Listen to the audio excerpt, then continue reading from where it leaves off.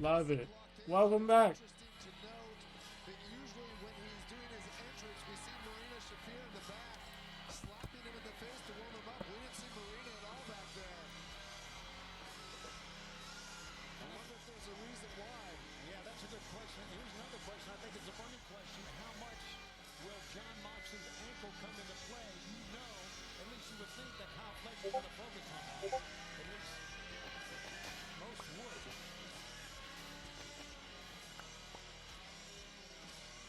Kyle Fletcher light on his feet, awaiting the arrival of the four-time former AEW World Champion.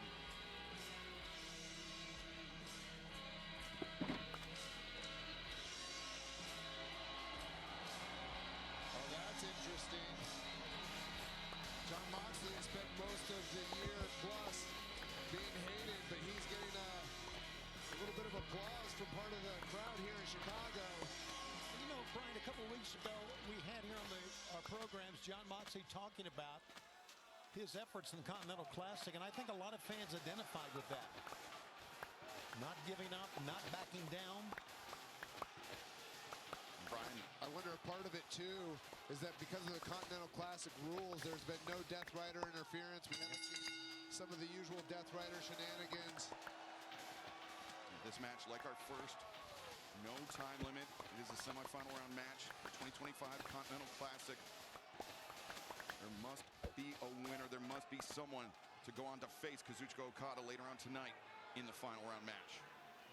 Jon Moxley is smart, man. He is going to be very tentative, very cautious about going in against Kyle Fletcher. That's the ultimate, I think, show of respect.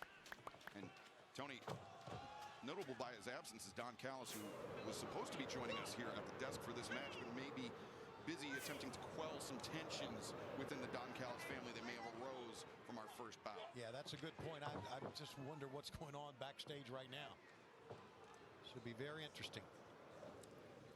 Standing switch by Fletcher, but Moxley switched around on his own. Fletcher break free of the waist lock, gripping at the finger of Jon Moxley. And Brian, you know Jon Moxley better than most people, and despite how your full-time in-ring career ended, Jon Moxley, I think, has got to be, in my opinion, the favorite in this match. I wonder if you share the same. You know, I'm not really sure. You know, 1 year ago, Kyle Fletcher was in the semifinals of the Continental Classic. He lost that match against Will Ospreay. But look at how much Kyle Fletcher has progressed in 2025. And also you look at how much Moxley has fallen from the top of the mountain, from being AEW World Champion to now look at the number of times he's not only lost, but tapped out, given up in matches. You have two men here on opposite paths. And I honestly don't see how Jon Moxley pulls this one off. Yeah. Kyle Fletcher has been so incredible in 2025. Sports Illustrated named him the Breakout Wrestler of the Year among the 10 awards AEW garnered in the Sports Illustrated Wrestling Awards of 2025, including Promotion of the Year. Right now, it's Kyle Fletcher slowing this pace down, trying to frustrate Jon Moxley, and by my estimation, is doing a good job of it. There we see Kyle Fletcher's victories in the tournament. Fletcher underneath the bottom rope. Yeah. Turned his back to Moxley. Now Moxley in pursuit. You know what? Fletcher should have known. I mean, we all knew that this wasn't going to last. That Moxley would give chase. Yeah, you should never turn your back on Jon Moxley, even if you're his friend. As we found out the hard way. In this very arena, as a matter of fact. Moxley with the Jonas line. Just drove Fletcher's face into our announce desk. And I'm not sure if that was by intention or by accident. Did so right in front of Bryan Danielson, but the powers of Fletcher delivered the scoop and the slam on Moxley. That scoop slam, Excalibur, was with ease. We've talked about it numerous times. Kyle Fletcher has one of the best body slams in all of professional wrestling, the impact. And now he's really taken it to Jon Moxley. Fletcher turned his glance for a moment at the AEW Continental Championship belt. Because position here in front of our desk.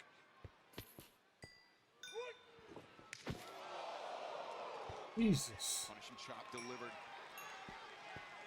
Brian, you talked about the losses, the tap outs that Jon Moxley suffered. I think throughout this tournament, though, Fletcher's got some. He's got a chop on him. and I think that's in large part to succeeding on his own merits, not relying on the Death Riders. I would agree with that statement. I think he's gotten back to the Jon Moxley of old. I mean, look at this. Taking punishment, not afraid to take the punishment and dishing it right back out. Thrown to the corner, followed up. And clothesline, Fletcher sent to the floor by Moxley. Moxley's going to go out.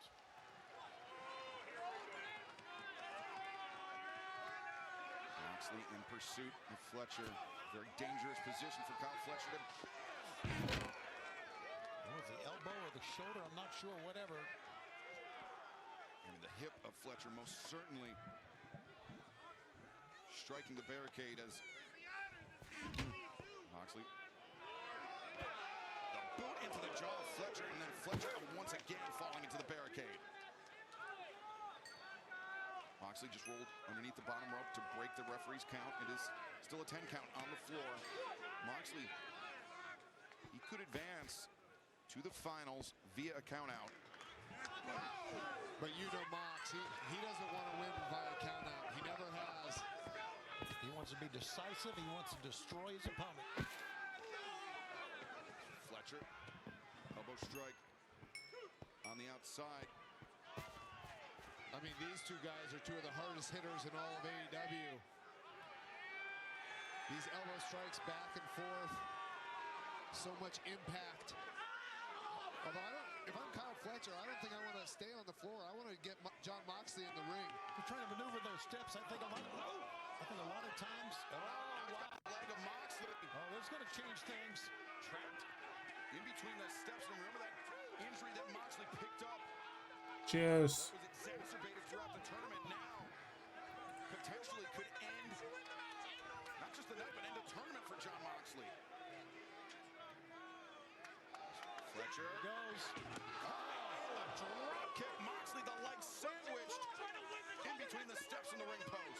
Yeah, Bryce Remsburg doing all he can to get him back in the ring, but he's not finished. Kyle Fletcher was taking his time early in the match. I think now is the time to press his advantage.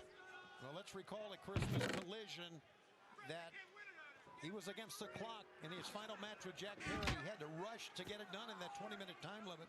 About 19 and a half minutes, he got the win, but tonight there is no time limit. Kyle Fletcher pulling off that victory just under the wire. Yes, sir. And now attacking the ankle of Jon Moxley. We saw how heavily that ankle of Moxley, Brian, how heavily it was damaged by Kyle O'Reilly in their battle. That O'Reilly ended up winning, forcing Jon Moxley to tap out, but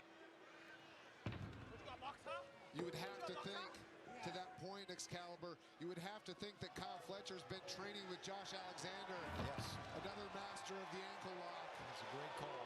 and a fellow member of the Don Callis family is wrenching back on the leg as Moxley, see a little trickle of blood coming from the mouth of Jon Moxley.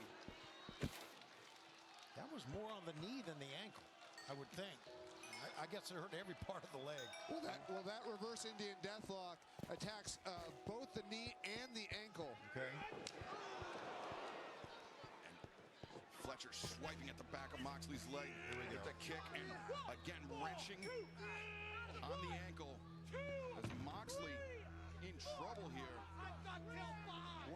One thing if I'm Kyle Fletcher that I'd be wary of is turning your back on Jon Moxley. Jon Moxley can cinch on that sleeper or bulldog choke position. So Kyle Fletcher just has to be careful. Fletcher covers hooks the leg, but just a 2 count for Moxley. Moxley was holding that leg, you notice that, and left the face open. And Kyle connected. Fletcher perhaps thinking single leg crab. Indeed he does. As Moxley flattened out, and Fletcher a bit surprised how well Fletcher has been able to dictate the pace of this match against Jon Moxley. Moxley, I'm not sure, but may have suffered a broken tooth.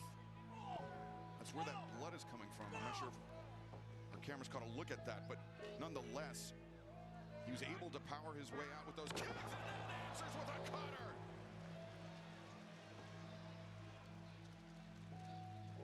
Jon Moxley found that cutter just when he needed it most, and Fletcher doing a good job of trying to create some distance between himself and Moxley, but Moxley On one leg. hobbling, and the tope, but his leg got caught up on the ropes, and you saw Jon Moxley immediately clutching that left knee.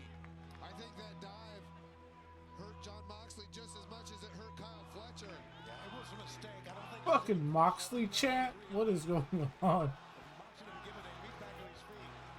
What a fighter.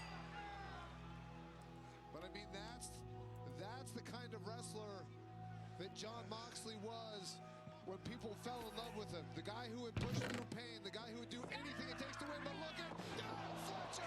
Michinoku driver, center of the ring, 2-0.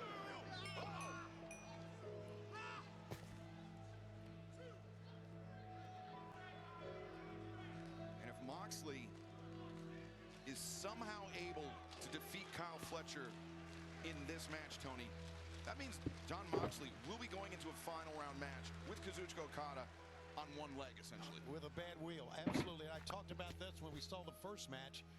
He's got to come back and wrestle again. For Jon Moxley, if he can get through this, it's going to be tough. Even for Kyle Fletcher, he's got to... Listen, I think there's plenty of this match to go. Fletcher lines up, but Moxley out of the corner. Not able to get the power that he usually gets with that clothesline. I think because of the damage to the ankle. Oh, look at this, Moxley. Brian, I think you've got the right of it. Moxley is not able to generate enough power with the damage to the leg, and instead, ducks underneath Fletcher, and Tommy got him. But even in hitting that clothesline, I mean the angle of Jon Moxley's ankle. Look at, if we can see it there. Oh, we can't see it in that replay. But the torque on Jon Moxley's ankle, even just delivering that clothesline. Yeah, I think we saw at the end of it, the fans encouraging Jon to get up. Isn't it amazing where we were at the beginning of 2025, and now we see a smattering of fans. Look at this cheer for Jon Moxley. Look at his ankle. Just amazing. Moxley trying to will himself on. Listen, the fans behind. The fans appreciate effort, regardless. And you get it from Moxley each and every time. Oh, good God. Oh.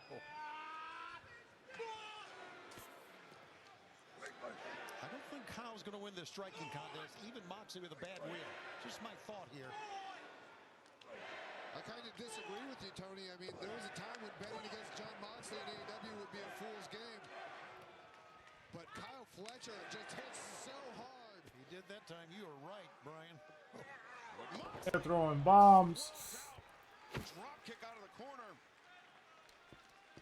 Bad leg be damned, Moxley. I think Moxley, the urgency perhaps setting in as he's got Fletcher lined up in the corner and hammering down with those right hands. Right to the temple. Oh, Moxley hit hard on the apron. Look at this. Awkward for Moxley as Fletcher shucked him off outside of the ring. And now Fletcher running the kick. Caught, and now Moxley able to turn the momentum against Kyle Fletcher. The desperation move that it worked. What is Moxley going to do here? Moxley went for the stomp, but instead Fletcher able to avoid it. Answered with a kick, and now Kyle Fletcher so dangerous on the apron. Oh, brainbuster. He killed him. Moxley's got to be done. Just rolling in the ring. I can't believe he's setting up. the lights are on, but nobody is home for Jon Moxley. Now Fletcher can just roll in the ring, I think, and win on the count out. Fletcher, who's beaten numerous people with his brainbuster, just gave Jon Moxley the brainbuster on the hardest part of the ring. And Fletcher, Look at that. Fletcher just demanded that referee Bryce Remsburg get back in the ring and begin the 10 count. Smart move. Get it over with. just as good as a pinfall or submission for Kyle Fletcher. And I would have to think Kyle Fletcher feels really good if he can win this match, because he beat Okada in the group stage of the Continental Classic this year. Moxley's not moving. He is completely stunned. Three, now finally. Rolls to his stomach. Up to 8. And he's got a bad wheel. Can he get in? And Moxley beats the count, but Fletcher on the attack. Fletcher Smart move. waiting for him. The Liger bomb. 1, 2, 3. Moxley not out of this one yet. Left arm was not covered up by Fletcher in that leg. But Fletcher sits back. The single leg crab. Can he? Kyle Fletcher, get Jon Moxley to tap out. We've seen it more time in the last few months than we have in Jon Moxley's entire AEW career. Will he give up here tonight? If I'm Kyle Fletcher, I switch to the ankle lock. Oh, now Fletcher wrenching. Oh my God. Wrenching back, but Moxley. Look at that. Fletcher overcommitted. And now Moxley, the Bulldog, just as you said, Brian. He snaps Fletcher, and Fletcher. Fletcher's face turning purple. Kyle Fletcher fading. Does he have an answer? Does he have an escape? He may be able to get to that rope with that back leg. Oh, you see, Kyle Fletcher's trying to grab Mox's ankle. And Mox had to let go. Oh, there you go. There's the counter. And there it is, to the ankle lock. The ankle lock, and now he sits down.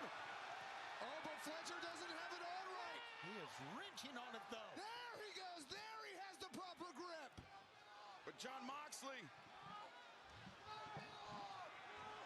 Oh, Moxley, can he make it to the rope? Can he make the escape? Or will Fletcher tear apart the leg of Moxley? Fletcher wrenching at Moxley, swiping desperately, madly, trying to maneuver to the ropes, but Fletcher, oh, he does make it! What an effort, Jon Moxley. What a fucking match, dude. This is nuts. See, Jon Moxley did want to give Kyle Fletcher the satisfaction of making him get to the ropes, but he felt like he absolutely had to. He did, Brian. And more people are chanting his name. This is crazy. That is something I never... No. Something I thought I might never, ever hear again is a crowd chanting in unison for Jon Moxley. Especially after you think about the beginning of this year. Boy, things kind of changed in one match. This is crazy. Perhaps some frustration spilling out. Yeah, we're stacking up good right now.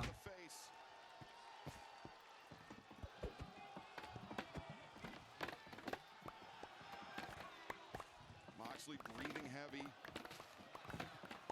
And Fletcher, though, with the advantage, deposits Moxley on the top turnbuckle.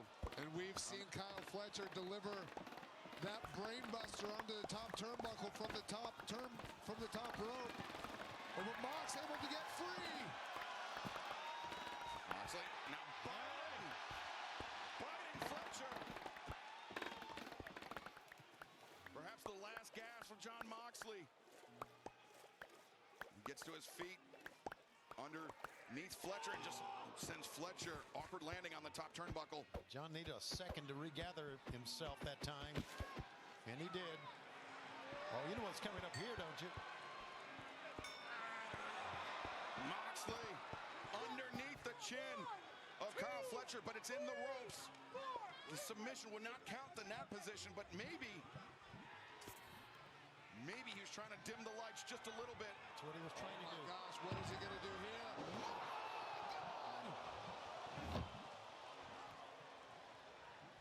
Well, he's dead. Throat suplex. Kyle Fletcher came down square on the top of his head.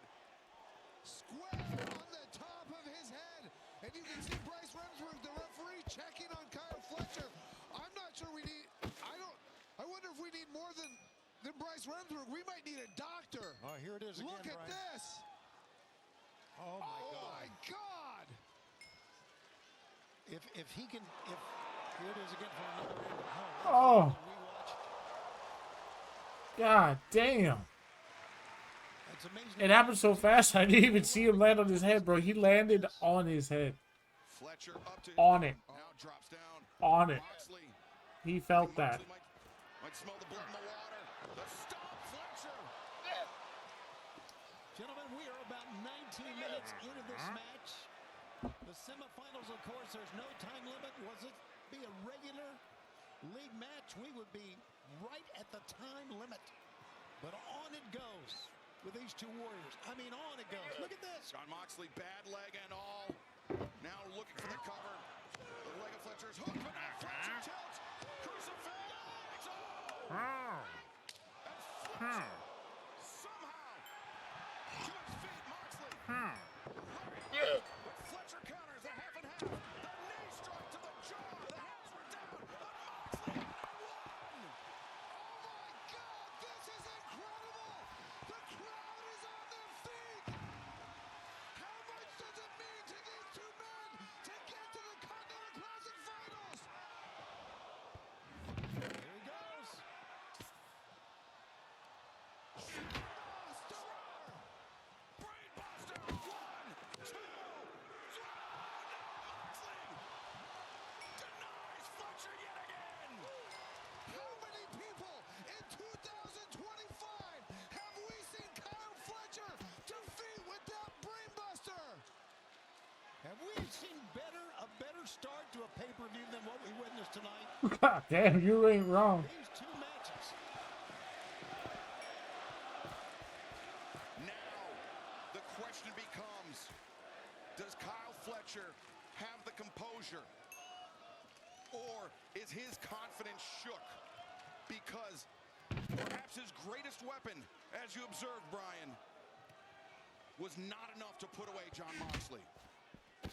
But Kyle Fletcher has more iterations of the brainbuster that he can use. And we've seen him do it from the top rope. We saw him do it earlier on the apron. We've seen him do it from the apron through a table to the floor, putting out Kenny Omega. Adrian Heyman. Sean Moxley will not give up. He says, not tonight. Defiant as ever, but he goes down hard on that one, Brian. Kyle Fletcher didn't even need momentum for that clothesline. That's how out of it John Moxley is right now. Again, I think it's amazing Kyle Fletcher standing. Fletcher. Oh, that's the same turnbuckle corner that Okada went to. Oh, he is. is he. Kyle Fletcher's looking for the screwdrivers. And Oh, Kyle Fletcher looks confused. I think Okada took it with him. Package. 2. Oh, Fletcher swinging on Miss Moxley.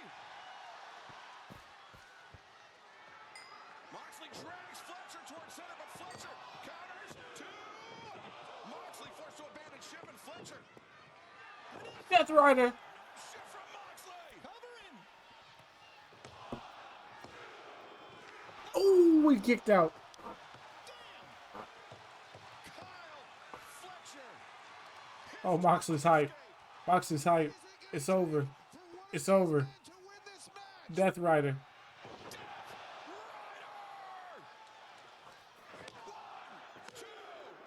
Oh, he kicked out again, Doc. God damn, bro. Oh, he's in the choke. He's in the choke. He got him in the choke. Rear naked choke. Straight rear naked choke. And now Kyle Fletcher. Rear naked. It's over. It's over, bro. Look at his face. He's in the middle of the ring. Look at the face of That is Fletcher. deep. He's gonna stay with it or not. Deep trouble. What Kyle Fletcher has to his advantage is his length.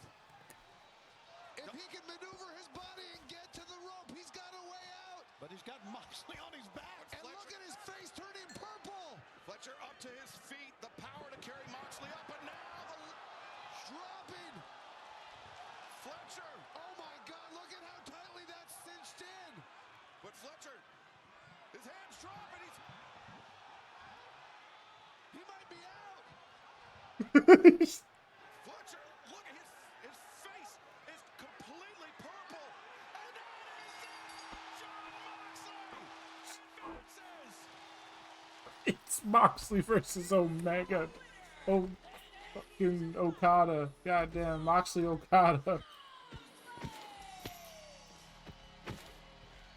gutsy performance by both men, battling through pain, battling through injury. But it will be Jon Moxley, Kazuchika Okada, the finals of the 2025 Continental Classic later on tonight. Gentlemen, in my career, I've never seen better back-to-back matches than we have witnessed here tonight in the semis to begin this telecast. And Fletcher protesting the decision, but he went out. Bryce Remsburg, he had the right of it. And remember, we saw Kazuchika Okada use that screwdriver, but then after he threw it underneath the ring, Kyle Fletcher clearly had planted it earlier in the day. Somehow Okada caught wind of it and used it before Fletcher could. Oh, God. Fletcher, the chop block. Fletcher knows how to get heat, and they just gave Moxley the face turn. After all that, the cheap shot, and Moxley still has to come back and face the greatest tournament wrestler ever in Kazuchika Okada. That was one for the Don Callis family is what that was. As much as I dislike Jon Moxley, I find what Kyle Fletcher just did reprehensible. You passed out. For the second consecutive year, ends his Continental Classic in the semifinals.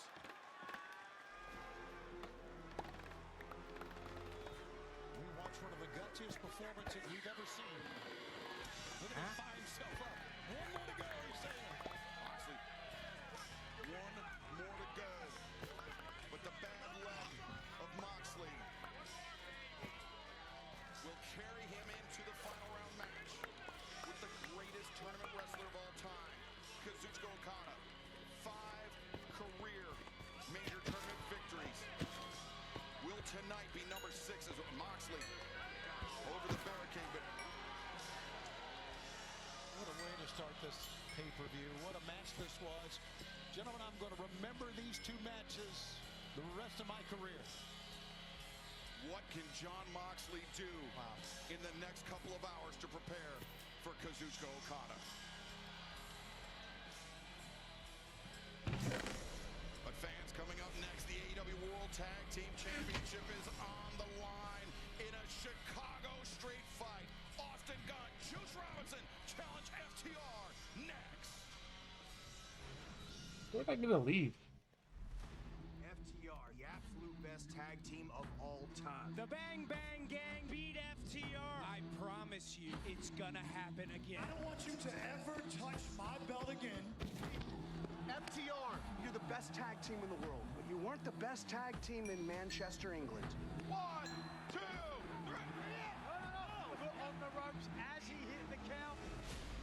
Your shoulders were on the mat. I don't care if your foot was on the rope. I say let's get rid of the ropes. Let's get rid of the rules. The thing about Chicago is sometimes we gotta get down and dirty and violent in the streets to settle the score. Chicago street fight. A Chicago street fight at World's End. Bang Bang Gang. Whatever FTR does to you on Saturday, the greatest tag team alive today, they will not be held liable. The Christmas season, and it's better to give than receive. And we will give you an ass kicking. And if you're not down with that, we got 2 words for you. And new.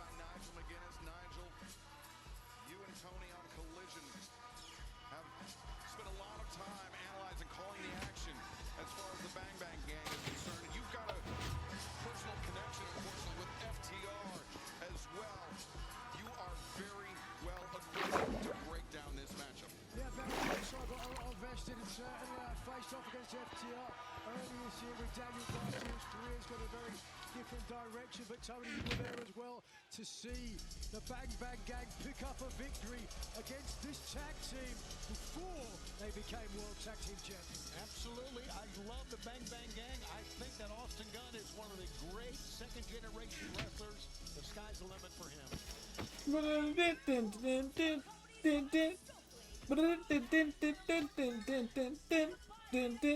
Bro, I always think of fucking Sonic the Hedgehog.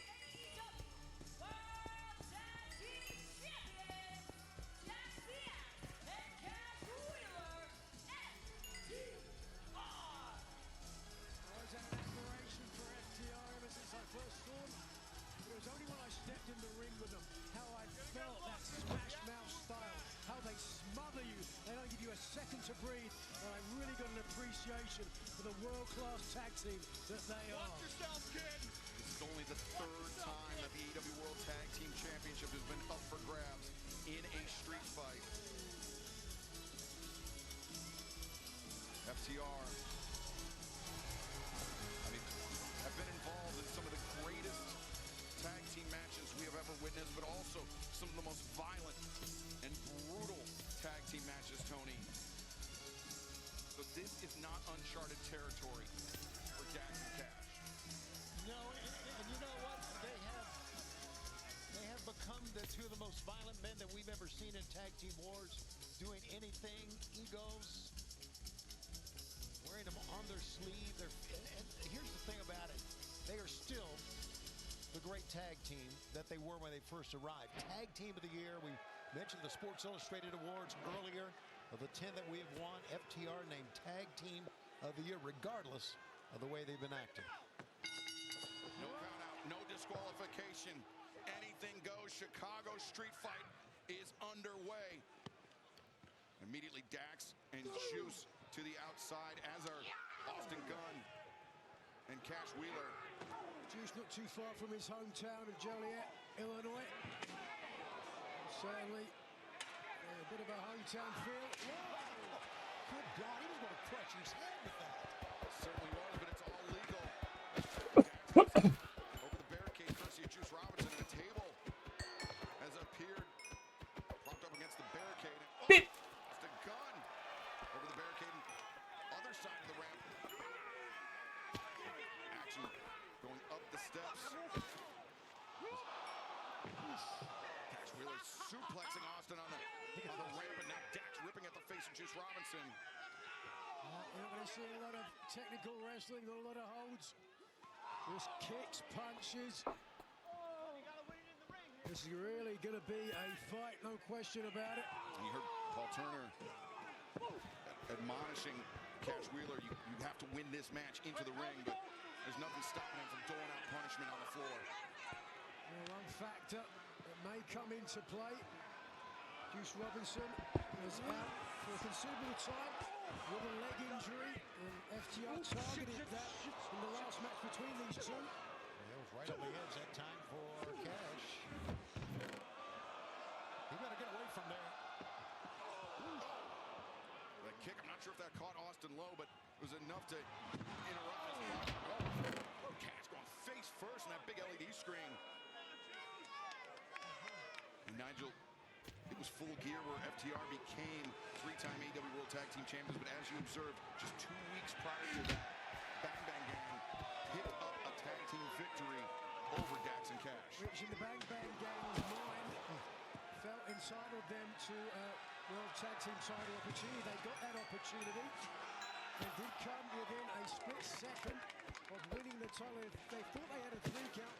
It was Dax's leg on the bottom rope that prevented the decision. Now all bets are off. And the head of Austin Gunn very nearly came off as Cash Wheeler rocketing that trash can into his faces. Now Dax swinging to the Austin just tumbling down the ramp. Surprised the head wasn't lacerated from the edge of that trash can. Dax Harwood, Juice Robinson still battling. Near the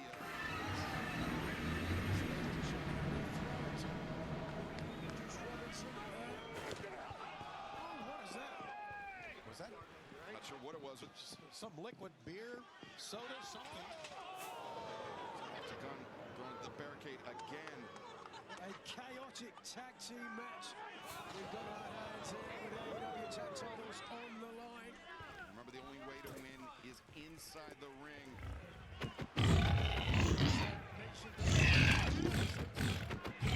Think about the damage to the ankle of John Moxley. We just saw what it is. He's going to be able to compete. Performance by John Moxley. Juice Robinson, that leg injury that he suffered. Wait a second. Stokely with this table. Juice. Dax, and now Juice Robinson. Catapults into Dax. He's about to get pile drilled through that table. That would have been crazy.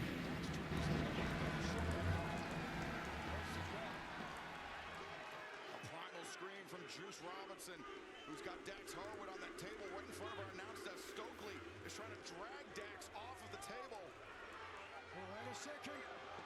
Inside, Cash Wheeler from behind Juice Robinson.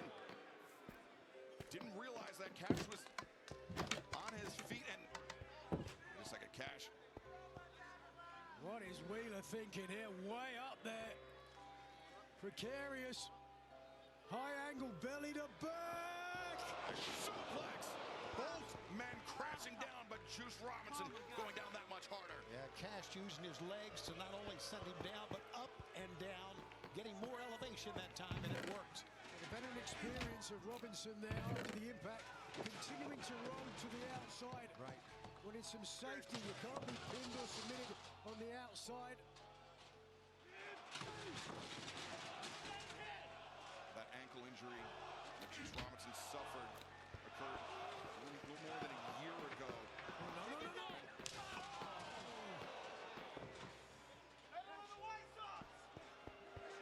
The White Sox, Cash Wheeler said.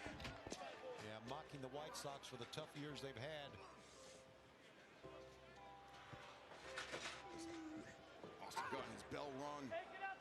The kendo stick, and now Cash Wheeler dropping the trash can into the Jesus. of Gunn. Now the first pinfall attempt of the match. Two. Cash and Dax. The name sounding eerily familiar to Axe and Smash. That move, certainly reminiscent thereof. Trash can wedged in the corner. Austin Gunn sent head first. The Bang Bang Gang came out here, all aplomb, ready to take the street fight to the champion. Dax and Cash seemingly, to your point, Excalibur, have got the better of their opponents, perhaps because of the more experience in these sort of matches. FTR now with Austin Gunn. Look at that stuffed pile driver, but it's Juice Robinson's turn to get to his feet, and he shoved Cash into his own partner. As Austin Gunn top just threw his body at Cash Wheeler. What an effort by Austin Gunn. He's been beaten up. And Juice Robinson, the frog splash. 1, 2. He's a long way for a frog splash, gentlemen. And Juice committed to it. The guarantee, the leg of Robinson's not 100%. You know, that injury, I said it was just over a year ago that he suffered that leg injury. It was actually in the Continental Classic. In his first match, took him out of the running. But he is back, and he is on the verge of capturing the AEW World Tag Team Championship alongside Austin Gunn. I think I stopped making my pathway. Juice fired up now. Got Dax. The outs on the back foot. Spinebuster. That was heck of an effort for Dax to get out of that because Juice had his hands on both shoulders. And then him, as you said, stepped up.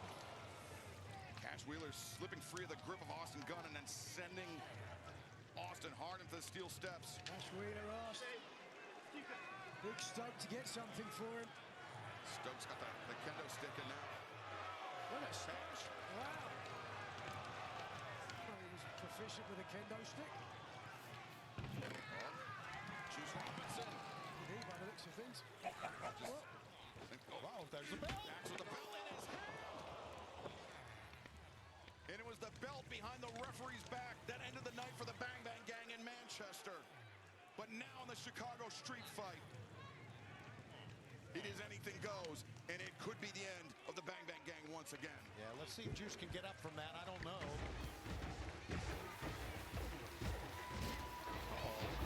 Watch out, Austin Gunn. Cash lining up Austin Gunn. Austin blocked it with the lid of that trash can. And he punctuated the head of Cash Wheeler with the lid. Get that armor on. What is he going to do with this? I'm thinking he's going to, yep. The trash can lid on the back into Cash Wheeler, and Austin Gunn is not done yet. Watch out, Carlos Cabral. Our Spanish announce team just got wiped out by Austin Gunn.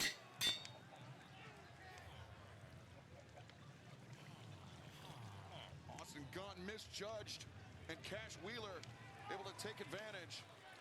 And Juice is bleeding from that shot from the belt, as you can see. Going to need some help down here at ringside. Juice Robinson bloodied, but now, oh, and there's the low shot, the clip of the back of the knee. I'm surprised it took this long. And Stokely holding the boot of Juice Robinson in place as Cash Wheeler continues to punish the leg. Was the clip of the back of the knee after the match was restarted. If you recall that, retained the title for FTR. And the leg of Robinson isolated, and he tries to wipe the blood from his eyes. And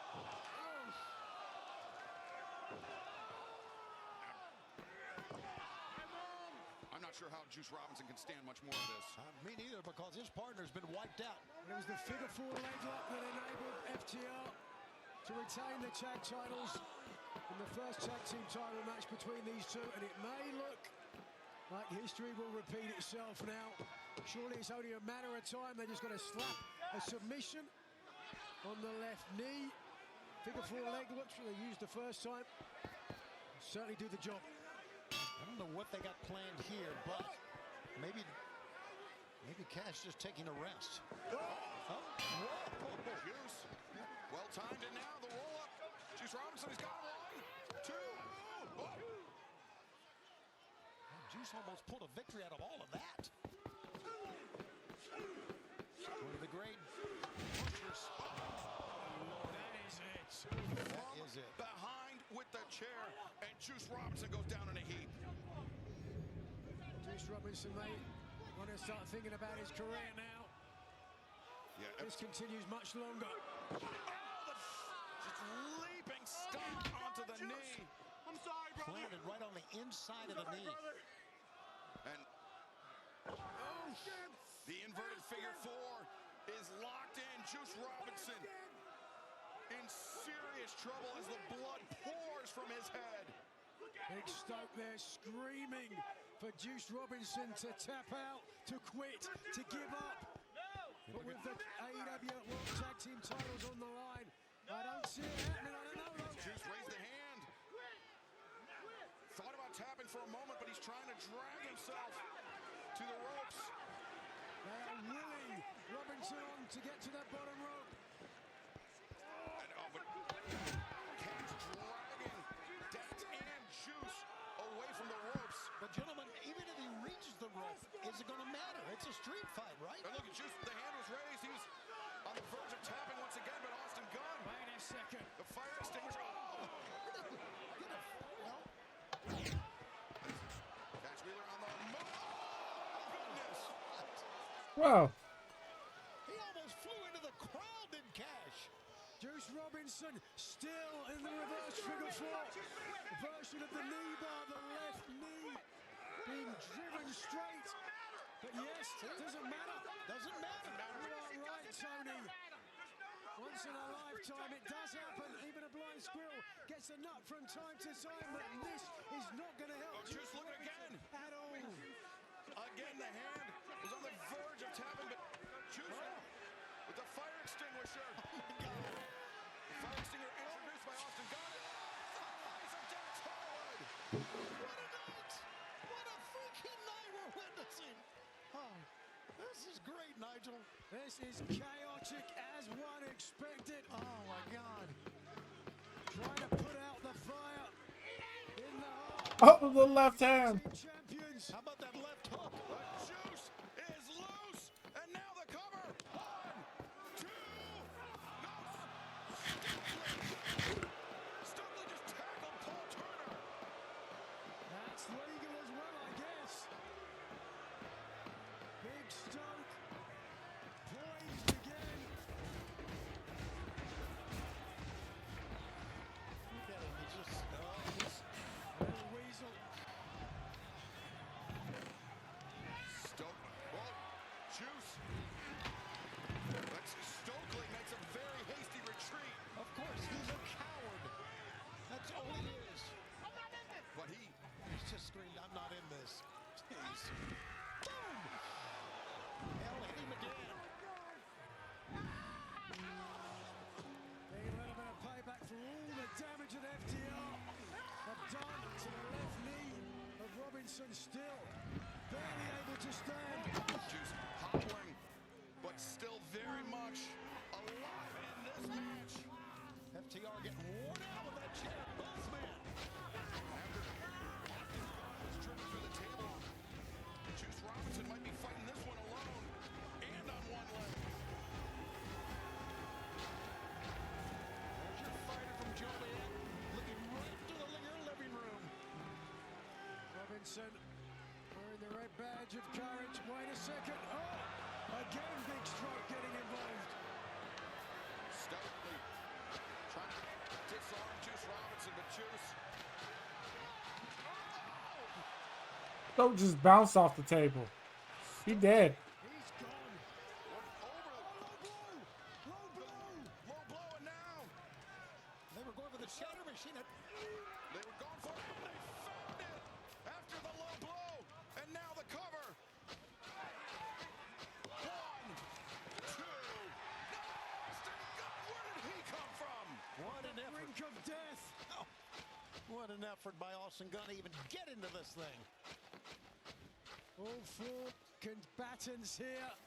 Second attempt. They wanted to make sure they hit it perfectly, and did they ever? Yes, they did. Both knees driven into the chest of Robinson, who, were it not for his last attempt ditch effort for his tag team partner, would have lost this match. Oh, low blow returned to Cash Wheeler. Now Austin Gunn springs up to his feet, and the famouser avoided. Watch out. Watch out. On the trash can. The cover made. 2, 3. No! Austin Gunn! Gunn Giddy. drawing on his reserves. Kicking out. Well, with the added impact, Stuff. Pile driver. gotta be it. Hell, They're not done yet. No, they're not done. Look at the belt. They're going to do it on the belt. The stuff pile driver. Oh, it's over. On the belt. Austin Gunn's legs are quivering. He is out. And Austin Gunn busted open. 2, 3. Here are your winners, and still the AEW World Tag Team Champions, FTR. They knew it'd be a fight. And was it ever a Chicago street fight? Big Stoke there, colliding with the table and our announce desk. I don't think we're going to see him in AEW until 2026. Somebody scrape him off the floor in front of us. We got more matches to go, but man, I know another win for FTR Excalibur, but you got to give the Bang Bang Gang a lot of credit. They hung in there. A tremendous effort by Austin Gunn and Juice Robinson, but FTR proving yet again why they are the greatest tag team potentially of their generation, maybe all time. It took 3 pile drivers to take out Austin Gunn. Certainly nothing to be ashamed of, but it is going to take a hell of a team to take the titles from FTR. I agree with that. Absolutely. FTR, the 18th overall AEW World Tag Team Champions, tying the Young Bucks record with 3 reigns as champions. And the Fearless, one of the greatest tag teams of all time. reign of FTR continues into the new year, courtesy of their victory tonight in this Chicago street fight over the Bang Bang Gang.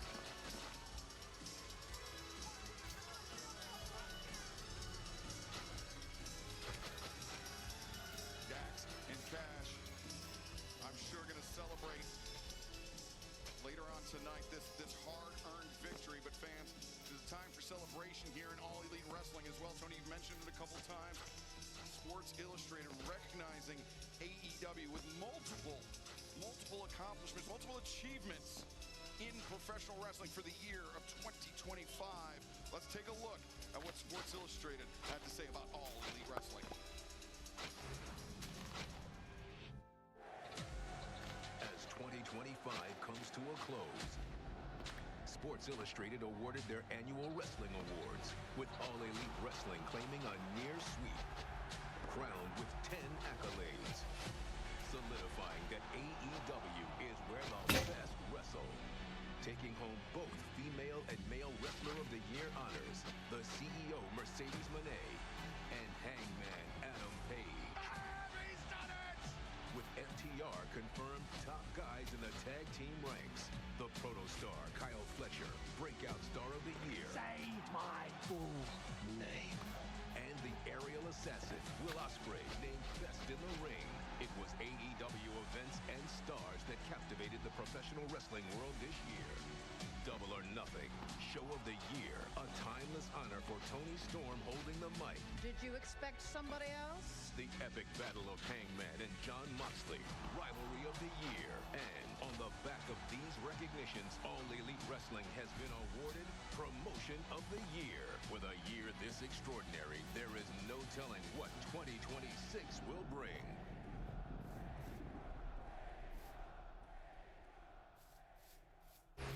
We thank Sports Illustrated for the recognition. It is truly a team effort from the athletes of All Elite Wrestling, as well as the hard-working team behind the scenes. We cannot wait to see what 2026 will bring for AEW. But coming up next, the Babes of Wrath. Harley Cameron and Willow Nightingale put their AEW Women's World Tag Team Championship titles on the line against the Ring of Honor Women's World Champion Athena and the Sports Illustrated Female Wrestler of the Year, Mercedes Moné.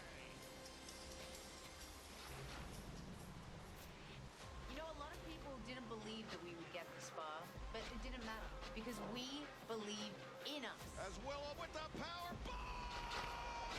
2, 3!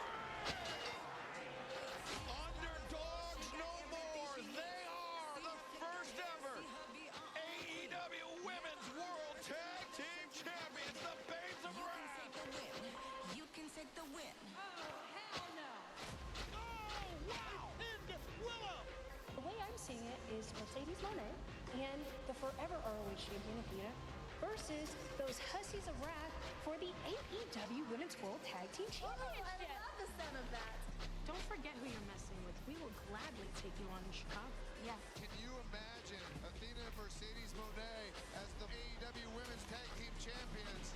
Are you thinking what I'm thinking, Willow? Oh, I think I am. Mercedes and Athena, we're coming for you.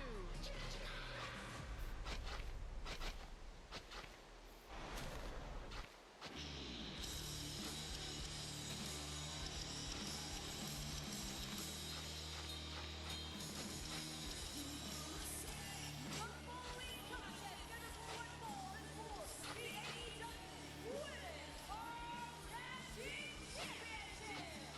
Introducing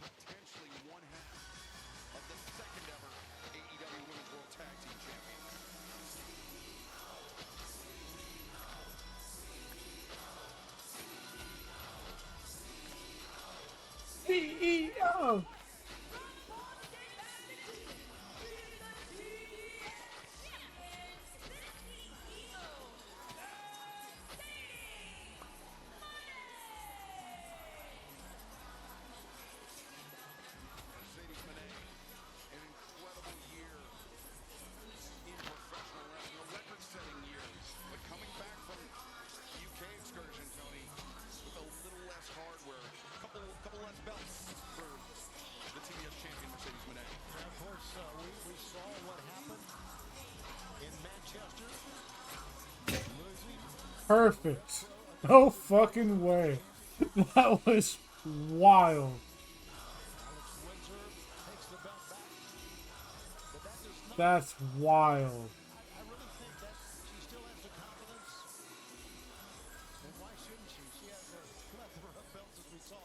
There is no Still. doubt about it. 10 title belts from 9 countries to go win the TBS title.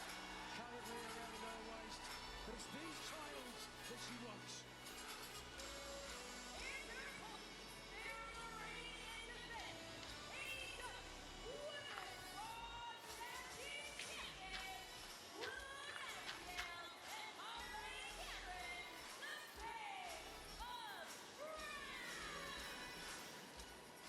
Harley and Willow defeating the Timeless Love Bomb, Timeless Tony Storm and Mina Shirakawa in the tournament finals to win the AEW Women's World Tag Team Championship. But their reign could be over before it even begins with the stiff competition facing them across the ring. They are facing off against 2 of the best champions in women's professional wrestling today. That's singles champions. Tag team wrestling, as we've seen on a number of occasions, a very different thing. It was Athena and Mercedes Moné, a tag team entering that first round of the AEW Women's. Oh, Mercedes going right after Harley Cameron. Willow now hammering Mercedes in the corner. I think that may have been a little payback for that puppet that Harley's has. Minnie Monet. Minnie Monet. Now Willow with Mercedes isolated and the catapult. And Harley the knee strike to the midsection. You know, Harley's a great story. You think about that. How about that Russian leg sweep? And a cover made here. And Harley. If you think about it, I mean, Willow is former TBS champion, former CMLL World Women's Champ, Owen Hart Foundation Tournament winner 2 years ago. But Harley, only 3 years in AEW, she's a champion. Athena made the tag. Mercedes driven down, but Athena legal. And oh, whoa, look at that. Harley was waiting for her. Big elbow strike. Great awareness by Harley Cameron. And now, Enziguri's miss. But Athena and Mercedes on the move. And they didn't miss with that one. It was Athena and Mercedes Moné entering that AEW Women's World Tag Team Championship tournament. They, I think in many people's estimation, Nigel, were the favorites. But it was the Babes of Wrath that picked up the upset victory in the opening round. Yeah, they were certainly my favorites, and it was a huge upset for the Babes of Wrath. But who would have thought they would have gone on, the Babes of Wrath, to win the entire tournament and become the inaugural champions? She was shot out of a cannon. Torpedo. Cameron, crossbody. Wait, Athena rolls through. What power by Athena, but Willow coming in. Spear. That is teamwork.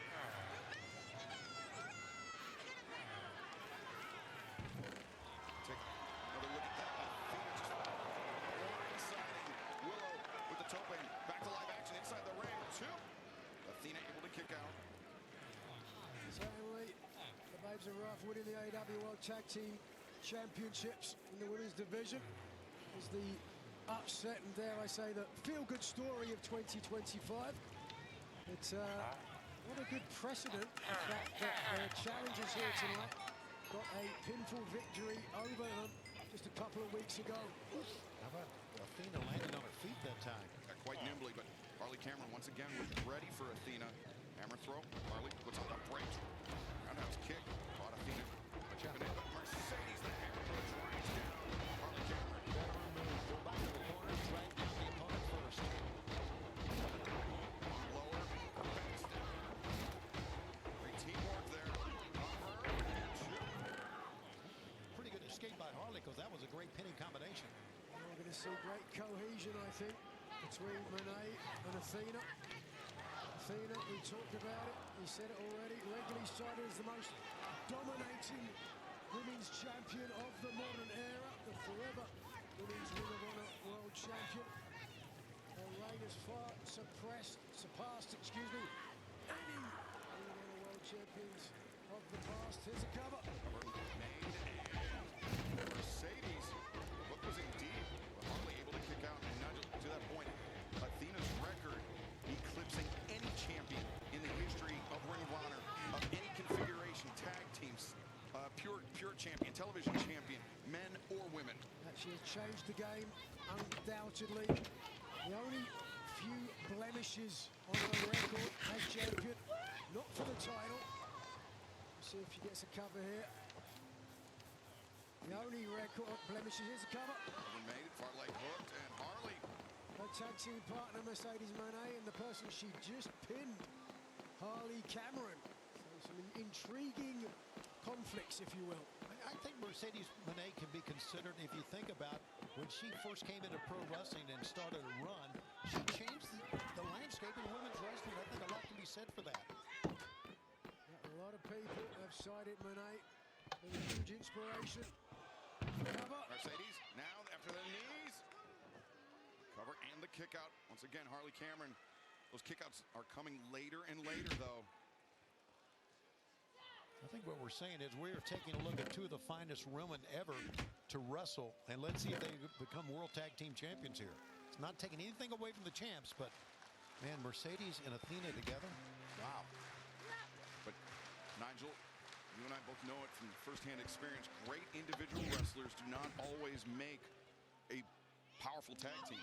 Yeah, sometimes the things that make you a great singles wrestler make you a bad tag team wrestler. That ego, that inability to put anybody else ahead of yourself. Harley reaching for the tag, but Athena, Oh, wait a second, what was that? Athena just was dropped on the top of her head. A DDT from Harley Cameron. And Harley Gotta get there. takes the Inches away, there. And now Mercedes legal from her side, but sent down repeatedly by Willow. The woman that Mercedes defeated to win the TBS championship. Whoa, that caught Mercedes. Willow, the boot. Mercedes, though, intercepts. Knee strike. I think Willow tried to block it, but There's a blind tag made. the spine buster. But Willow didn't realize the tag had been made. Breaks free of the grip of Athena. And now T. Harris, but Athena cartwheels out of it. But Willow scoops up Athena. Athena to her feet. Athena is so athletic, my God. German suplex. Using the added momentum of the ropes. And now Athena. Look at this. Oh, my God. Athena just crushed Willow Nightingale, and now 1, 2, no, Willow able to kick out. Wow, Willow Nightingale is no slight competitor. Very rare you see someone with the power to throw her like that, but Athena dug down deep. Whoa. Chicago native, excuse me, the Texas native, Athena, who's inspired just as many people as her tag team partner. Cares little about it. More than 1,100 days as Ring of Honor Women's World Champion, but Athena just got pounced. Still a little bit too much celebrating for Willow, and here comes Harley. Tag made. Inside Harley Cameron. Comes in a neck breaker. Swing and a miss by Athena. Harley, sling blade. I'm sure she got all of it, but got enough, and now battering Athena with those right hands. Yeah, Athena was covering up quite well, but Harley still got the blows in. Ready to make the Ring of Honor Women's Champion feel the wrath. Yeah, Harley's got a long way to go, though. Harley making a tentative climb, but Mercedes anchoring on. I misspoke. For the challengers, Harley, though, is legal for the champions. And in serious trouble here, caught up in the ropes. Here's Nightingale. A Nightingale in shining armor. Both Mercedes and Athena. Harley gets her footing on the top. Diving cross body.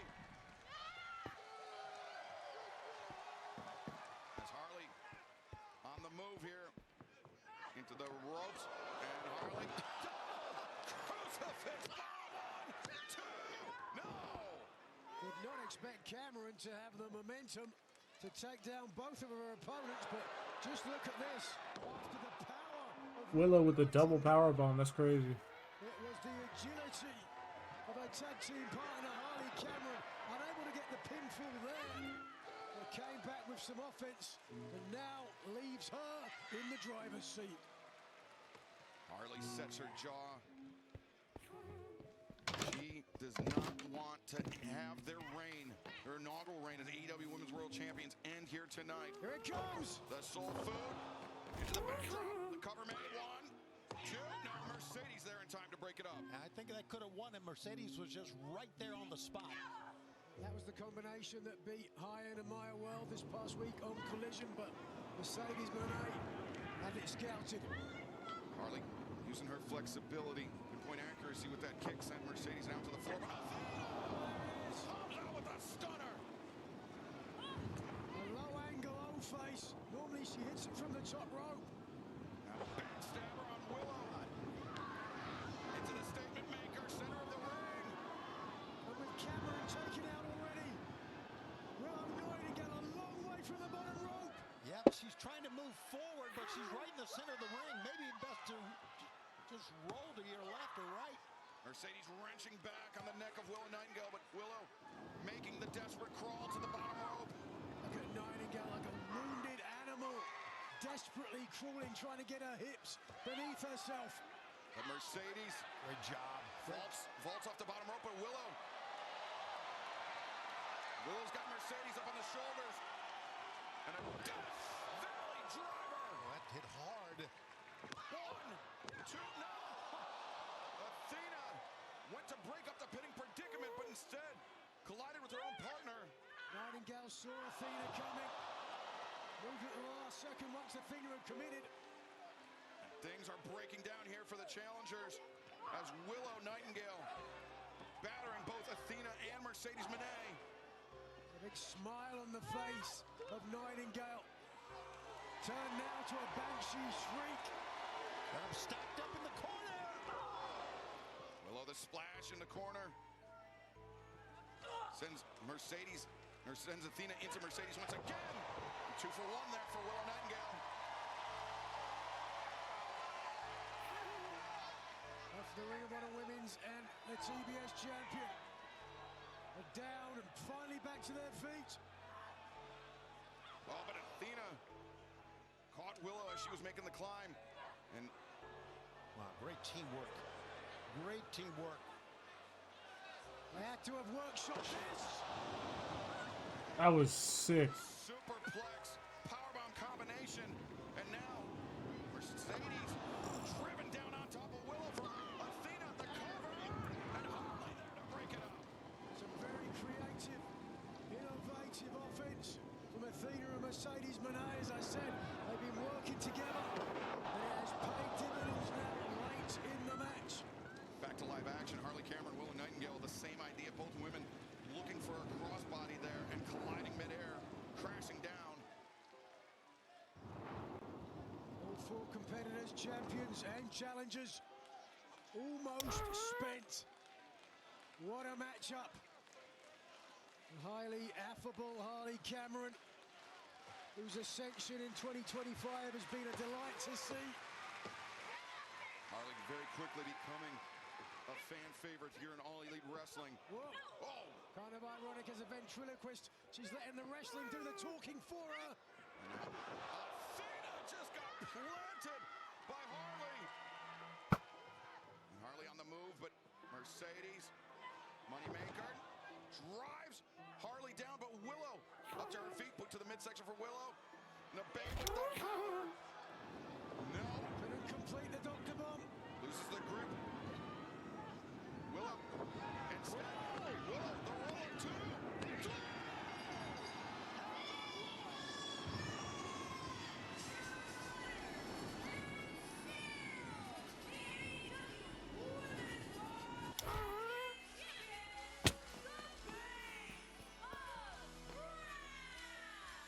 Willow Nightingale has felt the sting of that moneymaker before.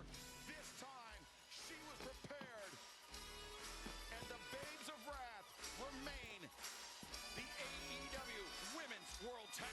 champions. You could say it was against the run of play, but ultimately it only takes 3 seconds. Nightingale claimed those seconds on the AEW Women's Tag Team titles with her. First title defense after winning the tournament, successful. How to blow away some of the butterflies. Athena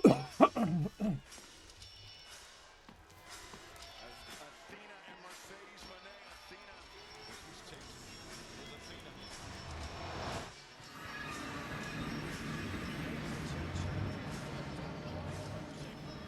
They don't have much experience of it. It'll be a long night for Athena and Mercedes Moné, but Harley Cameron, Willow Nightingale, I'm sure are going to paint the town red after this victory against tremendous competition.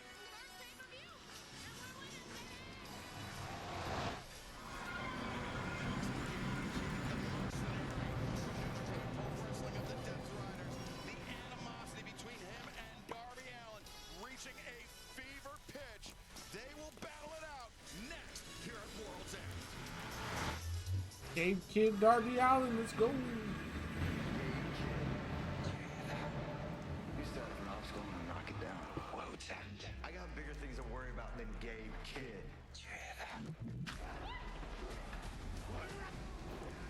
You feeling nostalgic? World's End. I hear the zippers. I hear the body bag.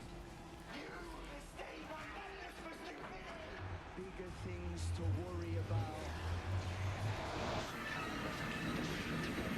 I can see the eyes cracking from beneath him. Darby Allin isn't indestructible. He's laying up in the ICU, unable to move.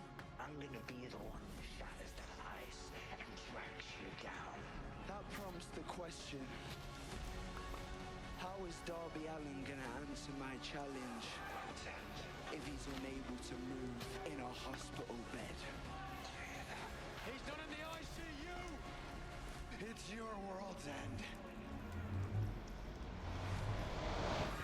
These two men are prepared for war.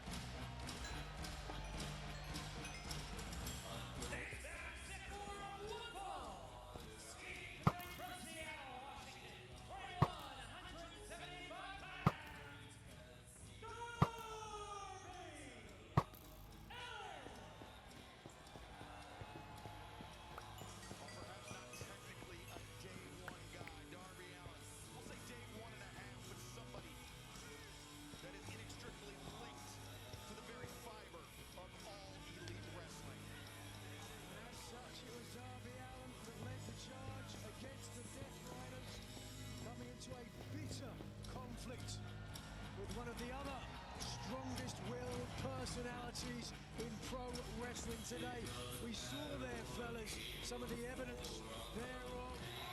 How Gabe Kidd had assisted the Death Riders. Allen had dragged Kidd across Philadelphia in a body bag. Kidd had retaliated using using a cattle prod to disable Darby Allin, allowing Pac to throw through a flaming table. And then in New York City, we just saw Gabe Kidd throwing Allin down a flight of stairs.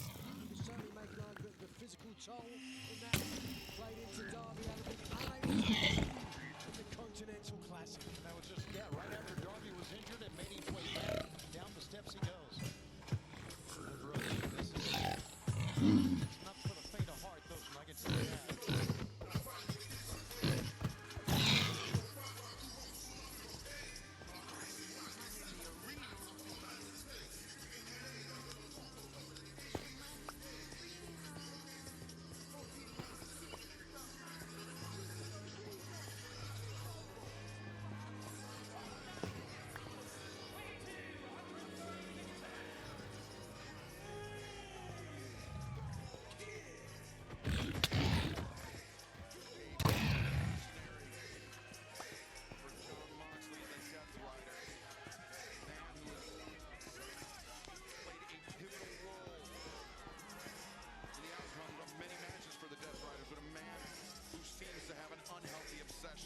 With Darby Allin. Unhealthy is right. He is relentless, confrontational, feral. Gabe Kidd is a madman. He's unstoppable. He is going to make it or die trying. Stared at us, stared at the fans at ringside. Voices in his head. Darby Allin just unleashes a drop kick right out of the gate, but Gabe Kidd too strong. Not surprising the way this started. Darby Allin, we mentioned, cleared just days ago after the injury he suffered in the Continental Classic, and then Gabe Kidd threw Darby Allin down those steps. Darby, after he was thrown down the steps last year, it took him out of action for the better part of the early days of 2025. Yeah, this kind of all started at Forbidden Door at the O2. We'll recall both men at the top of the cage through double tables. Darby Allin, when he was shoved off that top rope, watch how Darby's head strikes the ring apron. Head back of the neck. Darby Allin is a wrestler that has spent the majority of his career beaten up, dismantled physically, and then coming back. He ascended Mount Everest to plant the AEW flag. He took Eddie Kingston's spot in the Anakin Arena match weeks after getting run down by a New York City bus. This man's almost unstoppable, redoubtable. Oh, and everybody has a limit. Well, do they? Does Darby really have a limit? Me. As long as there's a breath in his body, I dare not. Darby Allin struggling to his feet as this match. Oh, wait. Oh, nobody home for Gabe Kidd charging into the barricade, and Darby made a swift escape. But this match, despite the escalating levels of violence between these two men, this is a traditional professional wrestling match.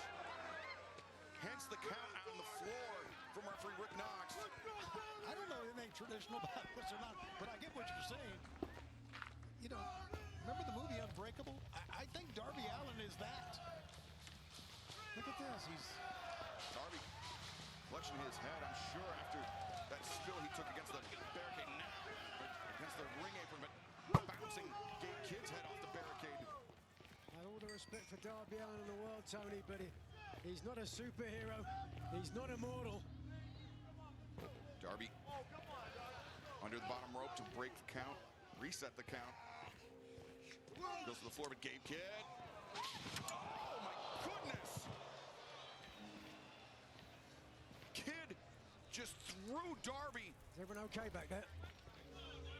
I think everybody but Darby's okay. Darby over the timekeeper's table. Watch this. Just got the area cleared out ahead of time. Talking to somebody else going to the hospital. Kidd. But watch out. Darby under the steel steps. And Damn.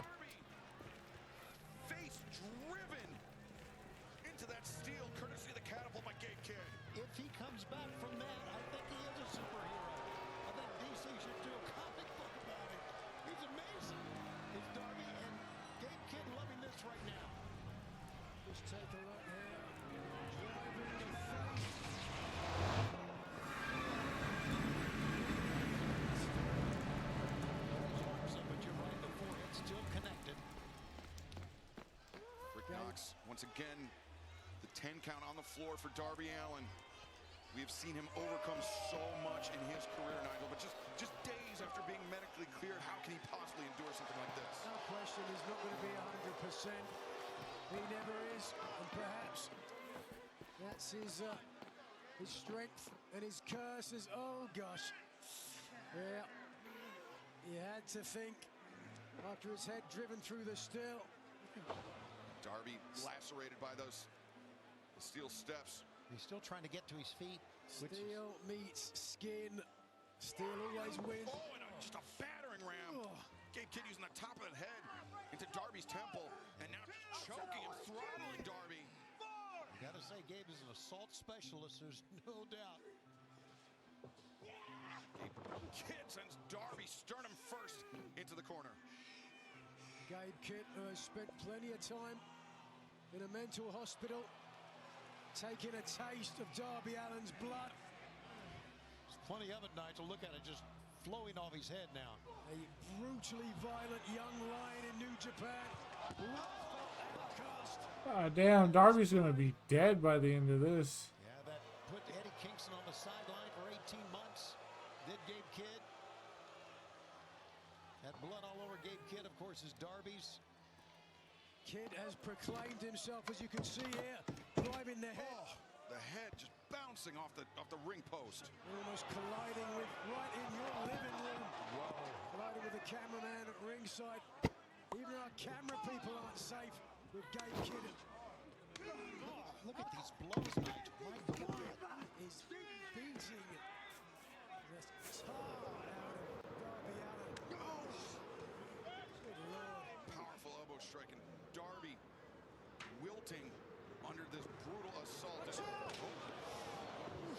Darby's back to his feet.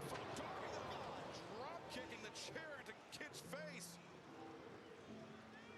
Like the fearless and some would say reckless Darby Allin. As I said, it's a breath in his body. You're going to get him to fight. No, look at this, pulling himself up, screaming in pain. Looks like a laceration on his side. Not sure if it occurred in this match or probably occurred 2 nights ago when he was thrown down those steps by Kidd. So he's a scar on the back. I don't know if you saw it right there from Sting's retirement match that we were all part of, and Darby was a part of, and where's that badge? Oh, look at this. Kidd lacerated by the chair and Darby Allin. Darby gouging at it as Gabe Kidd. He's going to go up top. Bloodied. Darby's going to get battered. But Darby up to the top. We've seen this out of him in the past. A missile drop kick from the top to the floor. The Daredevil living up to his name. And the big risk with a missile drop kick. It's not the impact. The first impact. Watch the second impact. That's 15 feet through the air, landing on the mat after the original impact. You are putting your own body at risk. You're sacrificing your own body for the damage you can do to your opponent. Kidd returned to the ring by Darby Allin to Gabe Kidd, struggling to make it to his feet as Darby struggling to make it into the ring. Kidd began his 2025 with an incredible battle against Kenny Omega in New Japan Pro Wrestling, and now closing it out with this bloody affair against Darby Allin in Chicago. Oh, yeah. Look at that. The Crimson Mask. It's Crimson Body now. Gabe Kidd just bathing in his own blood. The claret did flow.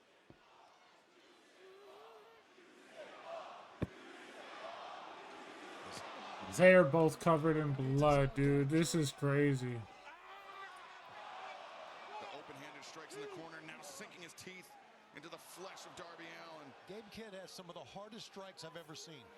And I've seen a lot. But Gabe Kidd can really throw them.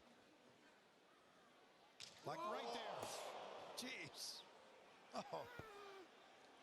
It's that New Japan strong style. Give it all. Kidd I think Nigel, he's looking for a pile driver off the ropes, but Darby desperately clinging on to the top turnbuckle. And look at the legs around the turnbuckle. That's a good whoop. Oh my gosh. Biting Kid's face. Sinking his fingernails into the flesh of Gabe. These dudes don't give a fuck. And Darby. Off the rope. Escape by Gabe Kidd. I think Gabe's right arm prevented Rick Knox's hand from hitting the mat on that kick out. Here it comes. Darby on the ascent. Coffin drop on target. But damage to the lower back, potentially from the missile drop kick to the outside, prevented Darby Allin from getting the pinfall, and has allowed Gabe Kidd the time to escape for some respite on the outside as the official begins the count up to 2. Darby's won so many encounters with that coffin drop. Gabe Kidd knew he had to take himself out of play, take himself out of Darby's range, or else that could have been it. But now Darby has no range. Oh no, he's going to try it again. You can see Darby measuring it. He was looking up and looking down. Coffin drop. You knew what Darby was going to do, and damn it, he did it. I misspoke. Darby he doesn't have no range. He has limitless range. The coffin drop from the top to the floor, crushing Gabe Kidd. This hurt me. Oh, there's so little give on the outside. 4 to 5 inches of mat beneath it. It is concrete. I can tell you, I remember once I got body slammed from the floor on the mat. I couldn't breathe for about 30 seconds. I can only imagine how this man is back to his feet. I don't know, Tony, I might have to agree with you. He is a superhero. I think he is. I think he's the man of titanium. Puddles of blood from both combatants. Darby making the crawl, trying to put an end to this match. The leg is hooked. 2, and no. Gabe Kidd kicks out, but Darby has him hooked. Scorpion death drop. An homage to his friend, his mentor, Sting. And now Darby. Maybe looking for another one. Yes. Darby, the legs are hooked. He steps through, he steps over. A scorpion deathlock is cinched, and Gabe Kidd in trouble. Darby Allin is sitting down deep, even though it's applying pressure to the lower back of Gabe Kidd. Darby Allin is giving a lot of energy to have to keep this hold on. Kidd pushing up, trying to make the crawl to the ropes with Darby. Wait a second, Darby just felt, he slumped forward. He's exhausted. We're not that far removed from where he was thrown down the stairs in New York, unable to keep the hold on. Right. Darby slumped forward. He relinquished the hold, but now Gabe Kidd just battered Darby. And a whiplash of Allen's head. And a battering ram headbutt to the jaw. Kidd into the... What a lariat, my God. And Kidd's not done. He hoists Darby up, jumping pile driver. This has got to be it. 1, 2, no! Darby's alive! He's alive! But for how much longer? Oh, These strikes by Gabe Kidd are unbelievable. Gabe Kidd is... 2, 3. Darby just stole it. The GOAT. Just when it looked bleak, bleakest for Darby Allin,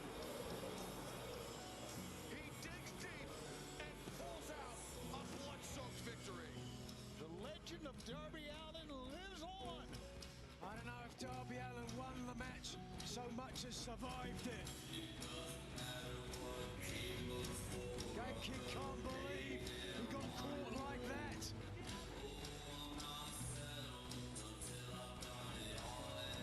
He's not satiated with the loss, certainly.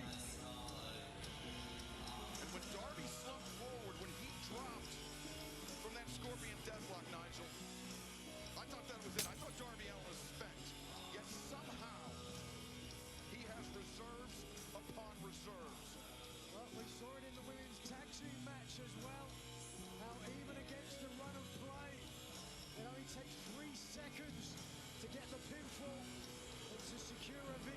certainly Darby Allin was lying in wait for Game King. 3 seconds is all it takes. Darby Allin denying this madman Gabe Kidd his satisfaction here tonight. What a night of action it has been, and we have plenty more to come. We certainly do. We want to thank you fans from around the world joining us on pay-per-view tonight, especially those joining us on HBO Max. We definitely appreciate it. Closing out the year 2025 on pay-per-view for the final time here tonight. But coming up on March 15th, 2026, AEW returns to the Crypto.com arena in Los Angeles for Revolution. We can't wait. You can join us there, AEWTIX.com or on pay-per-view. But World's End. So that's the main base. That's the Iron Farm. That's one village. That's the other village. We got the cherry place, so hell yeah.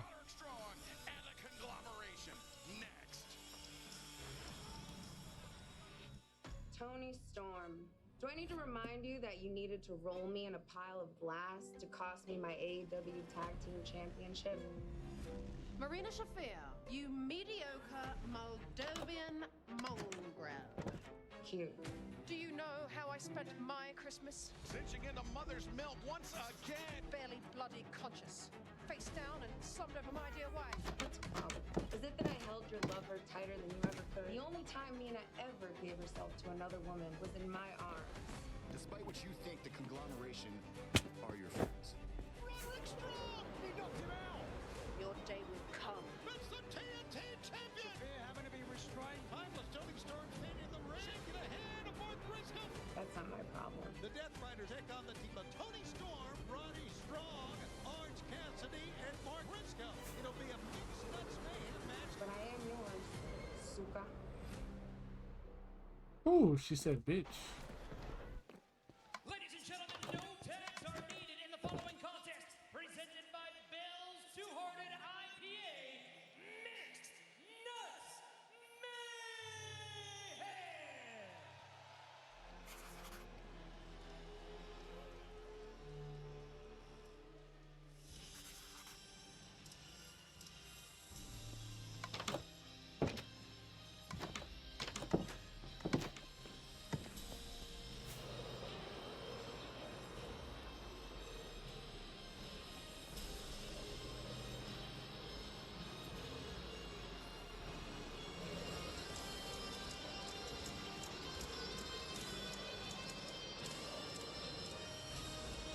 Introduce first, Marina Shafir, the CNN World Heavyweight Champion Claudio Castagnoli, Julio Arruda, Daniel Garcia, the Death Riders.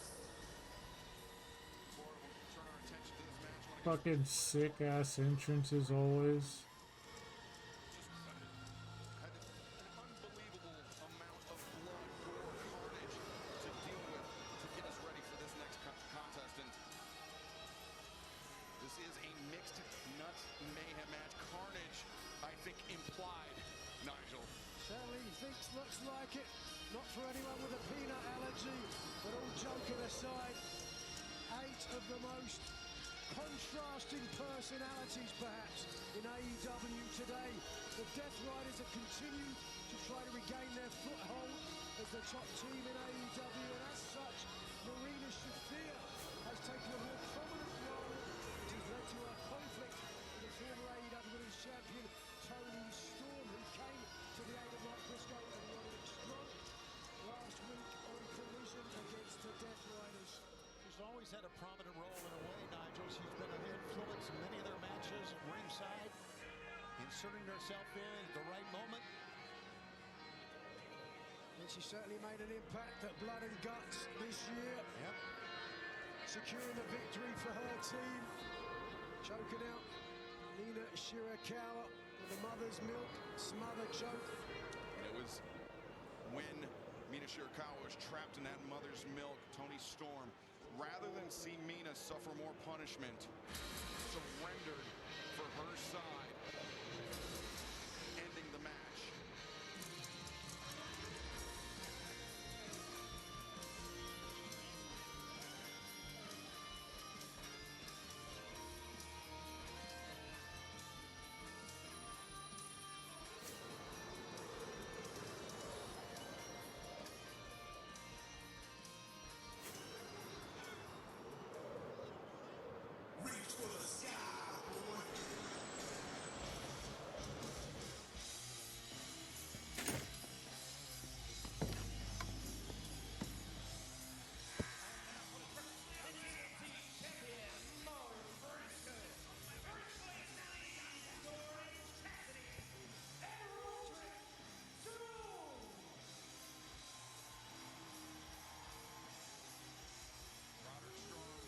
Obviously, there's a river right in the middle right there. We To hear Mark Briscoe describe it, but it was Kyle don't O'Reilly need to stress it. appeal to Roderick Strong, letting him know that the conglomeration are your friends. They will have your back.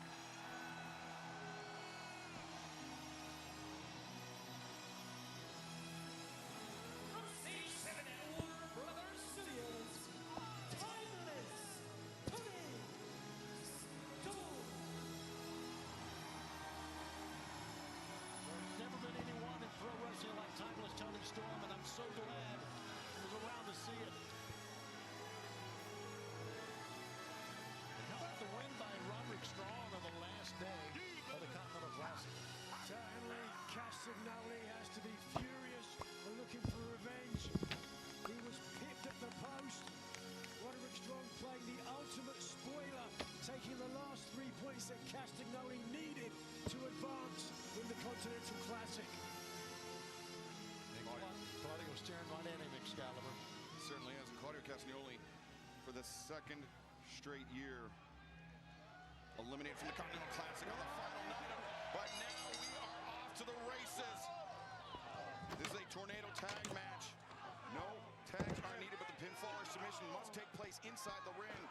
As Timeless Tony Storm, Marina Shafir occupying center stage. Drop kick by Tony Storm.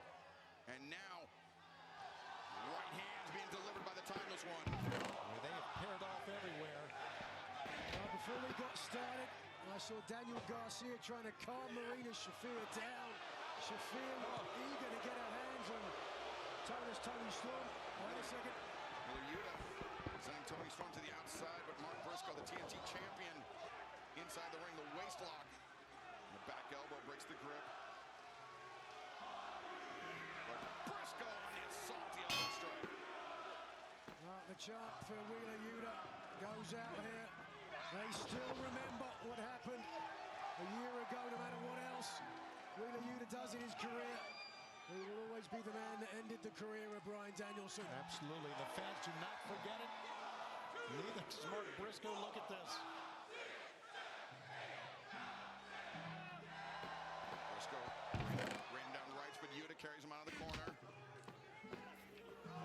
Swinging a miss by Yuta. And Briscoe just wiped out Daniel Garcia. Uppercut. There's a little receipt for you. A stoic look on the linchpin of the Death Riders, Castagnoli. The emissary of violence for the Death Riders, Claudio Castagnoli, who's the... I mean, he was poised to take a spot in the semifinals of the Continental Classic until Roderick Strong got that pep talk from Kyle O'Reilly and defeated Claudio the final night of group stage action and ending Castagnoli's Continental Classic. And I even think, even though he ended with 3 points from disappointing, I think that may have been a defining win for Roddy.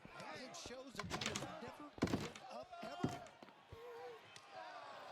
Chops, repeated chops to the chest, send Castagnoli to the outside. Now Garcia sends Roderick to the outside. Now Orange Cassidy, Daniel Garcia in the ring.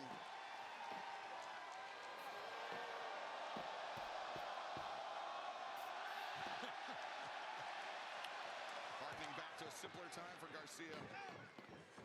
Cassidy on the move. DDT, but instead the guillotine is in tight from Garcia. That's a hold that Kyle O'Reilly has used to great effect. Right, so speaking of which, rear naked choke. Garcia, stunned off Millionaire, quick counter by Orange Cassidy. The strength of Cassidy lies in his defense. Lining up, maybe for an orange punch, or maybe not. Lined up.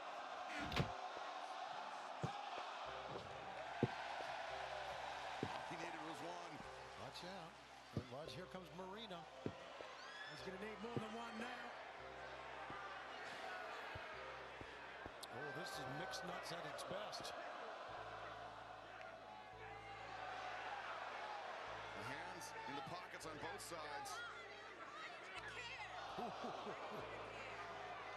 Marina's trying to mix his nuts right now.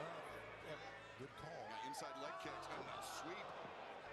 Shafir, there's a kick. Cassidy up to his feet. Shafir on the move. Set, spilling to the outside. And down goes Daniel Garcia and Orange Cassidy again to his feet. And he is fired up, and watch out. Wheeler Yuta. The betrayal against Bryan Danielson in this same arena, the night that Danielson's career ended. But the first man, the first group that Wheeler Yuta betrayed, we have to remember, was the best friends. Orange Cassidy, been a part of it. Yeah, Wheeler Yuta has shown his color from time to time. Willing to go with whoever he believes will help advantage his career the most. Orange Cassidy isolated in the corner. Death Riders double hammer throw sends Cassidy across the ring. And now Yuta, back elbow, Castagnoli uppercut, Garcia, lariat, and Shafir as well. And just rapid succession from the Death Riders here. Orange Cassidy powerless to stop it. This is impressive, guys. Impressive. Look at this.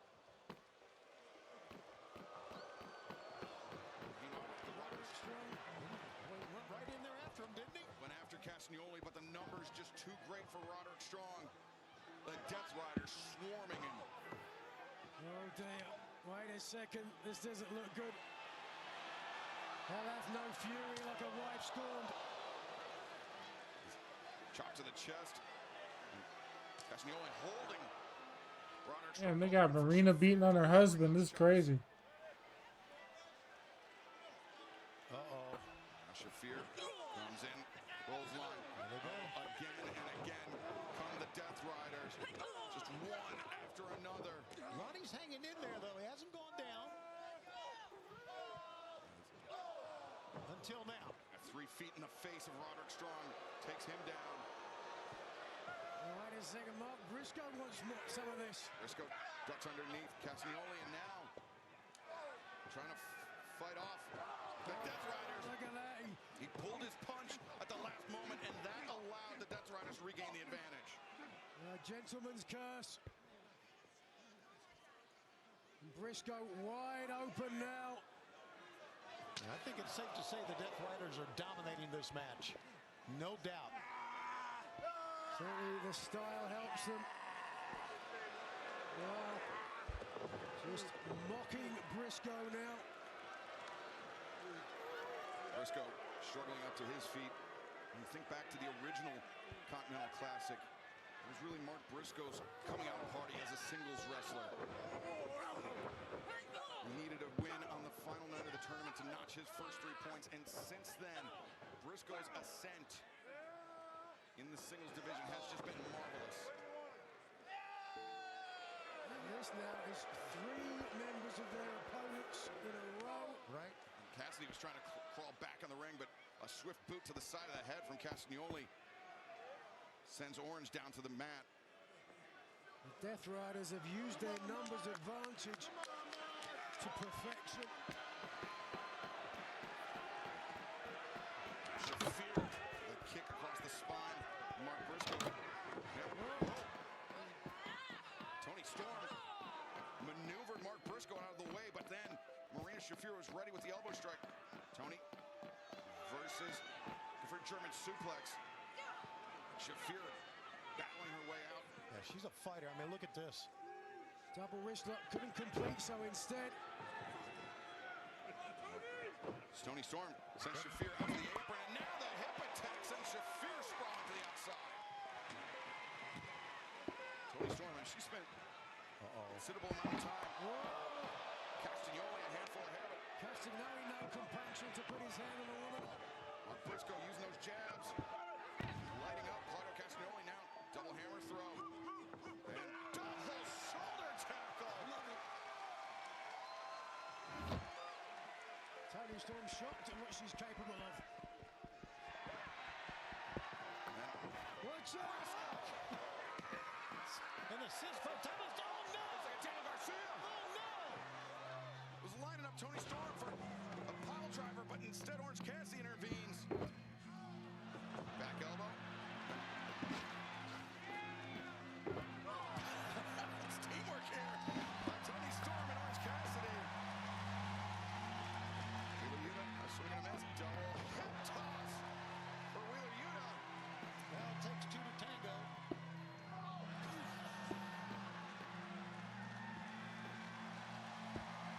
It's been a wonderful night. My God, we've seen everything. We've still got a whole lot more to go. Shafir, middle kick to Orange Cassidy.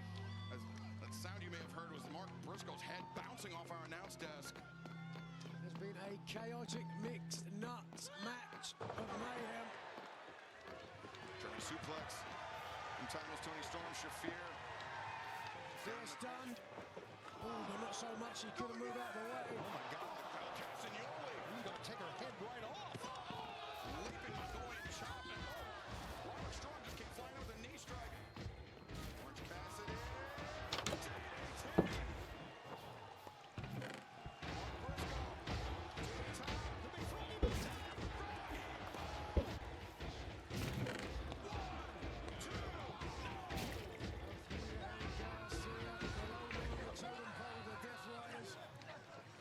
Spot and also And repeated shots to the head from Yuta.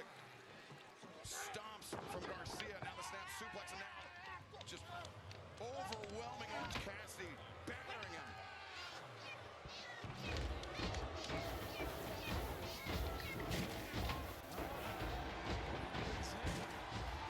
Storm back into the front. Medium of mines for Garcia. German suplex for Garcia. For Yuta as well.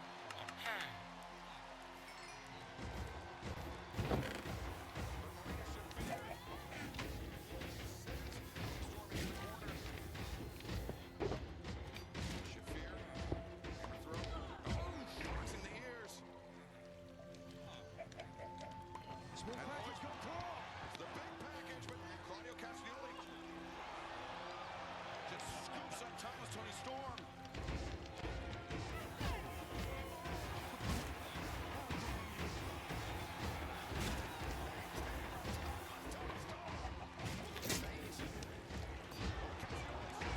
Oh my God, he's big swinging Tony Storm.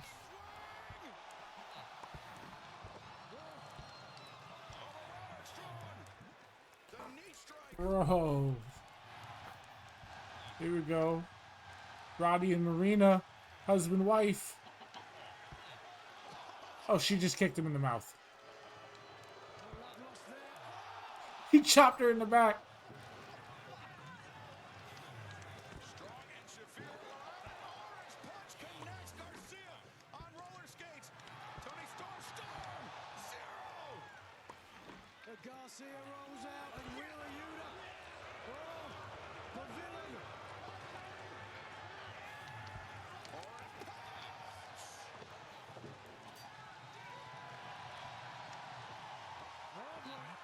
Hike 'em up, girl. Hip attack on Yuta. Cassidy throws himself at What the fuck is going on? the double underhook. Reach for the sky.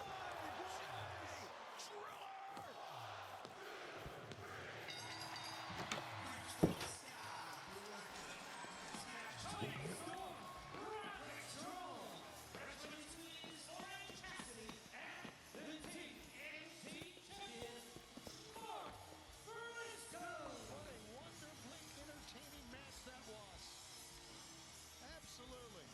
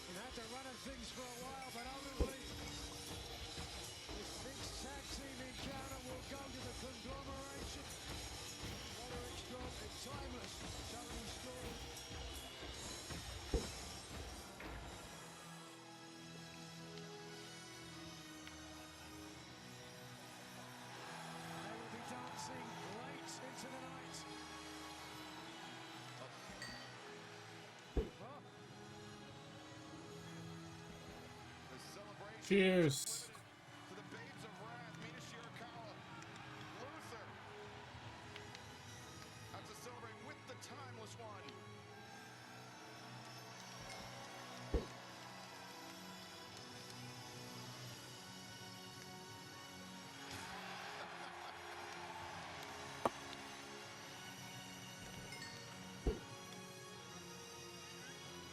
Are we witnessing the birth of a throuple? I don't know about that, but we're witnessing quite a night and a well-deserved celebration. Yes, sir. Oh, that was great. Absolutely. Mixed nuts mayhem. That's fucking wild. What a party match. But right now, let's head to the back where our colleague Lexi Nair is standing by. Take it away, Lex. I'm waiting outside Mercedes Monet's locker room, trying to get a word in with her. Oh, Mercedes, excuse me. Okay.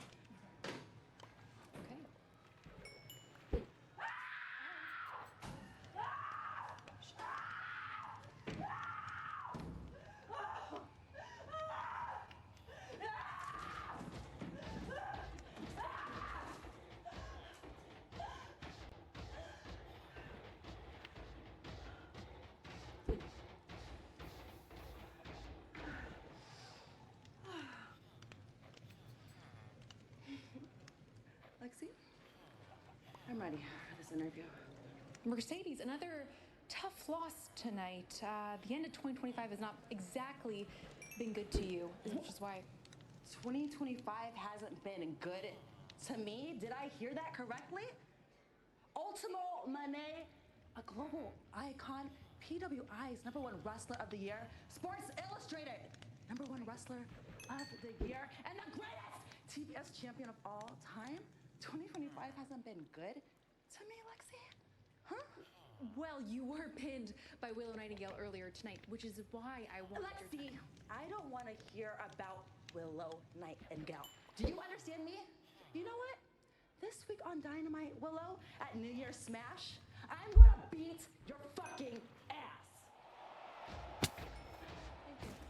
She said the F word.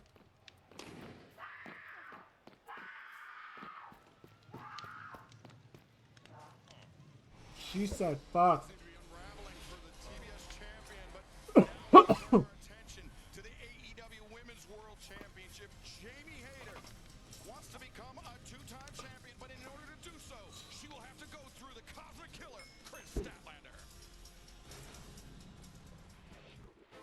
Jamie Hayter, the former world champion, wants a shot at that title. Jamie, go ahead and hit me with every lariat that you want. I will keep getting back up. And maybe if you learned how to do that too, you'd still have this. Thank you very much for the motivation, Stat. Truly, I appreciate it. I'm not here to shake your hand. And I'm definitely not here to have a lesson from you. If you want the answers you're looking for, let's do this.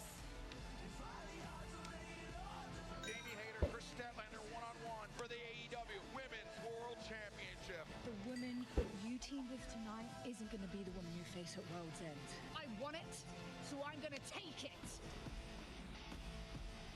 My sob story is over. But if you want to keep yours going, I have no problem making you cry about it. Chris Statlander, the only one to be TBS champion and women's world champion. You will find out why I am the galaxy's greatest.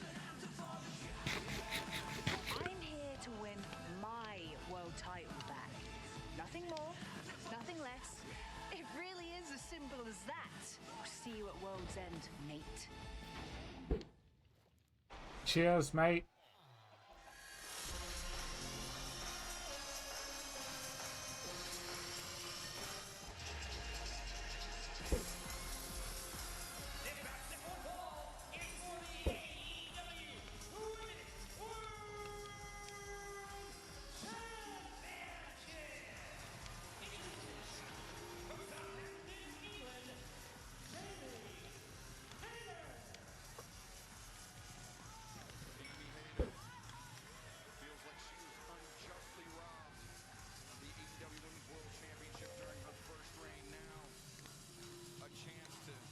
Yes, sir.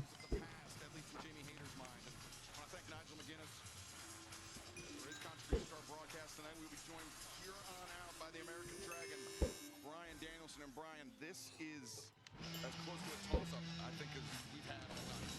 I agree. I mean, these two women. From Long Island, New York, she is the AEW Women's World Champion, Chris Statlander. As I was saying, these two women, they have so many things in common. The way they wrestle, their strength, their determination. This will be a really interesting matchup. You think about what Chris Statlander's gone through in her career. Not many people even remember this. She had 2 knee injuries that took her out for quite a while. And the most surprising thing about that is not just how well Statlander recovered from those knee injuries, but how prolific she has been inside an AEW ring. More than 150 matches despite 2 lengthy layoffs due to injury. That is an incredible pace.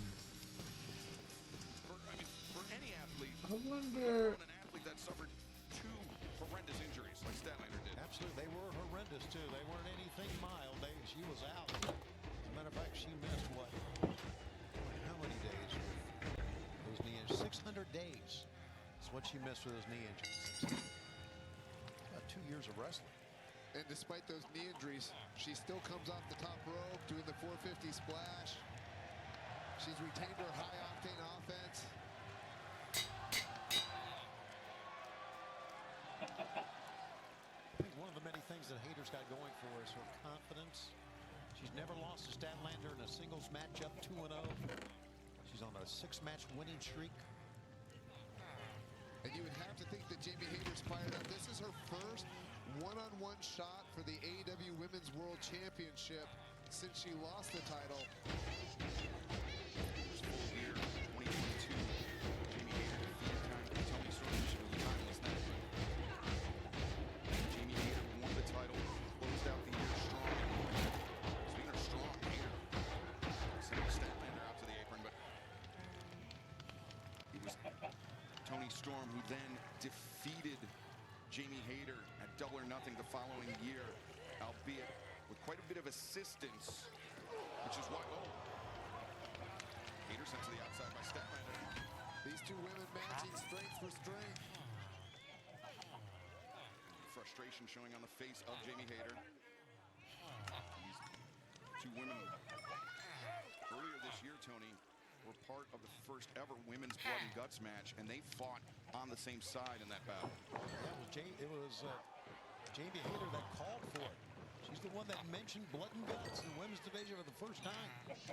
Made that challenge. Side headlock on the scissor of the leg. Head scissor, now the sweep of the leg. Statlander avoids the sweep. Hayter avoids the kick, and now the roll-up 1, 2. Brian, I love this. Trying to go for the fast win, right? Get it over. Hayter, very nearly 1, 2. I agree again, Tony. I think it's good to go for the quick wins early on. But I think in a battle of if you're going to go technical wrestling, I think Jamie Hayter actually has the advantage in that regard. Yeah, I agree with that. Swing and a miss by Statlander. Trip attempt. Hayter avoids into the rough shoulder tackle. And Statlander just ran through her challenger. Both had momentum hitting the rope, but it was Stat that got the advantage. Almost a reset here. Both women to their feet. Both women on the move. And Statlander, I think, slightly better of that exchange. Do it again. Both women down. Both women to their feet. Statlander showing out here a little bit, but needs to be careful because the power of Hayter is not to be underestimated. Yeah, I think they were just trying to show each other up there a little bit, Brian, but now they're getting back into it. I agree, strike battle there. They were exchanging elbows. Statlander goes for the kick. Great move. Now that's going to change the complexion of this. Yeah, I think Jamie Hayter has the... Whoa! I think Jamie Hayter has the scientific wrestling advantage, but I think Chris Statlander has the more athletic advantage when it comes to the ability to avoid moves. Sure. The quickness, flexibility. Look at this. Oh! Speaking of quickness. Oh, Statlander intercepted the dropkick attempt. And Hayter goes face first into the steel steps. Had her hands up and still did not prevent her head and her face, maybe her nose, from hitting those steel steps. Yeah, and the edge of the steps as well. Champion of the world. Get back inside the ring, Chris. Come on.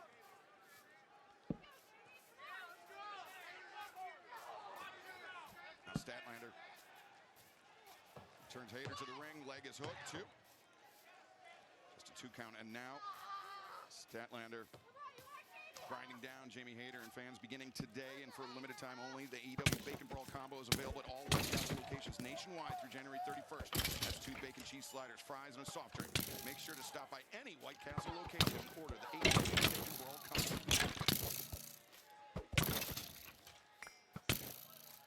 I like the confidence that we're seeing from Statlander here. Hammer throw into the corner. Now the back suplex. That is never lacked for confidence, and you're right, Brian. She is showing it off here. Statlander out of the corner with the splash. 2. Hayter, though, breaks free of the pinning predicament. I think that splash was more the lower part of the body that time than across the chest. But you can see that Jamie Hayter's still hurting from it. And you can hear the fans are kind of split here at the Now Arena.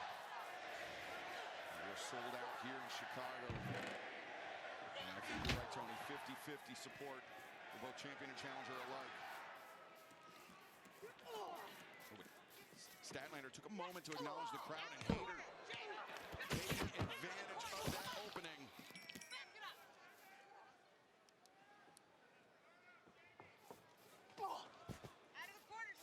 Stat, though, turns the tables back on her opponent. Scoop and the slam in the corner. Now Stat's going to try to... Maybe another splash. Yeah, maybe so, but boy, she wastes a lot of time to get up there. Into the well once too often, but that found its mark. Hayter strikes with the kick.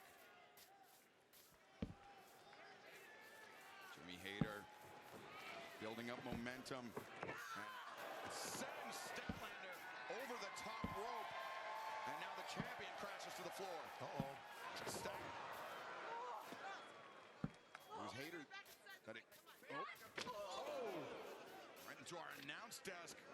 Statlander sending Jamie Hayter, and it was a lower back injury that took Hayter out of action. That ended her reign as AEW Women's World Champion. And now... Girls are literally throwing hands. Table. Oh my goodness. Hayter. Well, this one took a nasty turn, Excalibur. Standing on the... Oh, missile drop kick off. Jesus. I mean, a nasty turn. Didn't expect it to go this far. But then again, when you have the Women's World title on the line, right, you'll do something like this from the top of the Spanish announce table. Big risk being taken by Jamie Hayter, but it paid off. Remember, double count out, and Stat's going to retain the title. Aubrey Edwards admonishing both champion and challenger alike to get the action back in the ring. But Brian mentioned the lower back injury that Jamie Hayter suffered when she lost the AEW Women's World Championship. That injury kept her out of action for a number of months, and those back injuries are very, very tough to recover from. Very tough, and it affects your legs as well. But you saw there was no damage to her legs right there. That was a beautiful, perfectly placed drop kick from the second turnbuckle. Now cover made, far leg is hooked, and Statlander in some trouble here as Jamie Hayter has been stringing together combination after combination. In the build-up to this match, Chris Statlander has been imploring Jamie Hayter to get back her championship mindset that she had when she had won the AEW Women's World Championship. High boot delivered, near leg is hooked, and Brian, in your estimation, do you think Hayter is back to that mindset?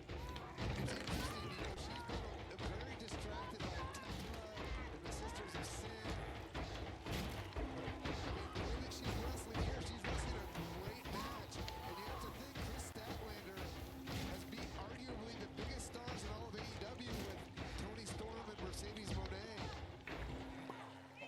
Throwing a successful title defense against Mina Shirakawa as well. Chris Statlander. Face first into the mat. I thought it was going to be like a snapmare or something, but you were right. Head first. And to answer the question, I really think that Jamie Hayter has the mindset.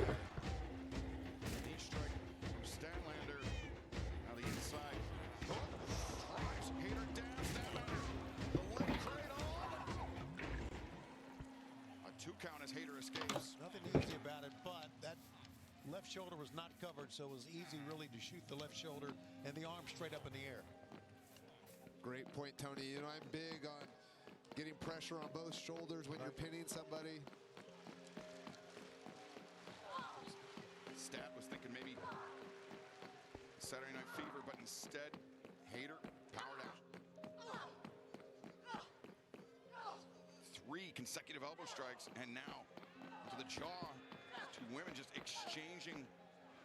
I'm not sure who would have the upper hand in terms of raw power, but Hayter changes levels. Oh, that, she rifled that elbow. Oh! Yeah, compare what's happening now to what happened at the beginning of this match. Changed drastically. Oh, Hayter. Hoist up, Statlander. And the neck breaker, Hayter on the move. Sliding lariat, connects. 1, 2. Statlander breaks free. Frustration setting in for Jamie Hayter. To keep her mind about her, though. Stat looked like she was trying to roll out of the ring, but stopped right on the apron. There she goes. In talking about championship mindsets, you know, you can kind of see a difference right here. Chris Statlander is not getting flustered despite being on the defensive, and Jamie Hayter is getting a little flustered. Statlander, the only woman to have held both the TBS Championship and the AEW Women's World Championship in the history of All Elite Wrestling. Jamie Hayter intent on joining the ranks of multi-time Maybe we'll champions. make this whole piece out of glass. The avalanche, almost like an exploder from the ropes, but you saw Hayter come up clutching that lower back. Cover made, 2. Statlander able to kick out, but Statlander was clutching her right elbow too on that. yeah, the right arm of Chris Statlander may have been trapped under the body of Jamie Hayter on the way down. But Hayter hammering her opponent with those strikes. To the ropes. Nope, Statlander floats over, goes underneath, double underhook, double underhook, pile driver.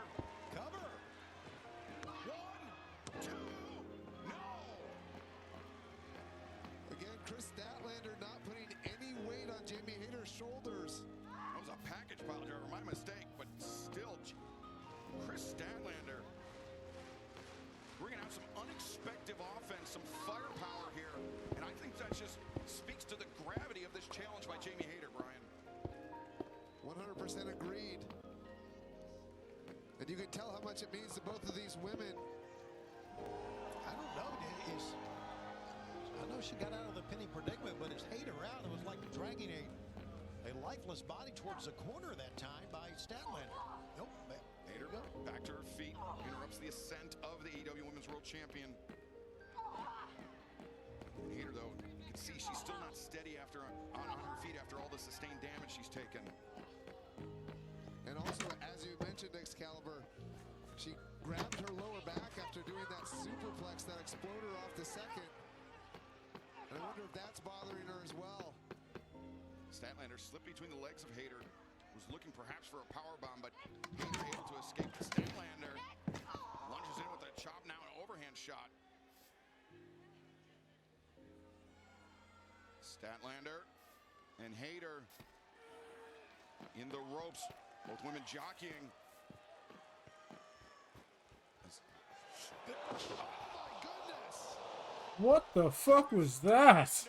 Planting Hayter out of the corner. All right, Aubrey's got to check here because Yo, run that back. I gotta see that again. is hurt. I do. She might have just killed Jamie Hayter. And you see the tape. Here it is again. Take another look at this. Oh, dear God. Statlander. It was like a. Shoulder as well. It was like a. Checking on both competitors. Statlander slow to capitalize. Out of the top turnbuckle, bro. That's crazy. Going for the cover here. Yeah, me too. Because Hayter's hurt. And now the arm captured. Statlander. Also in court. Hayter of her own. But Statlander. Talk about being dumped on your head. A running knee. Also Shining Wizard there. Two. And ooh. Jamie Hayter. What resilience. After that move out of the corner by Statlander. I was wondering why I didn't see the tape on Jamie Hayter's neck before, and it's because her hair is covering it. But we saw after that. Here it comes. If she can get it. Hayter, no. Statlander drops to her feet, falls underneath, thrust kick. But Hayter went for the boot. No. Came around the second time. Statlander and Zigiri. Stat swing and Jamie Hayter the backbreaker. Hayter maintains control. No. Statlander. The vertical suplex.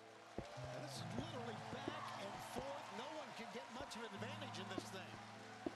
How about evenly matched?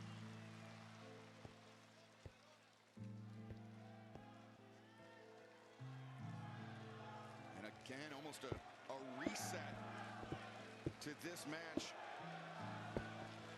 The pain, the fatigue, all setting in, all becoming very, very real for both athletes. Yeah, and understandably so.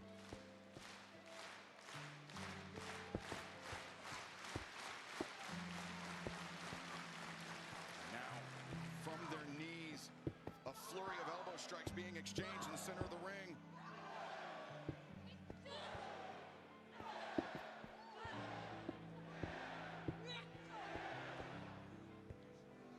Oh, wait a second, Hayter.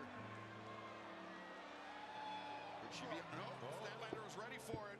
Paintbrushed her.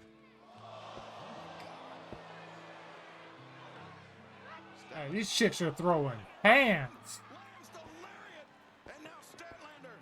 Almost a Haterade of her own. Right. Statlander, wait a second, Hayter. Reverses. That's the Saturday Night Fever from Jamie Hayter. That's crazy.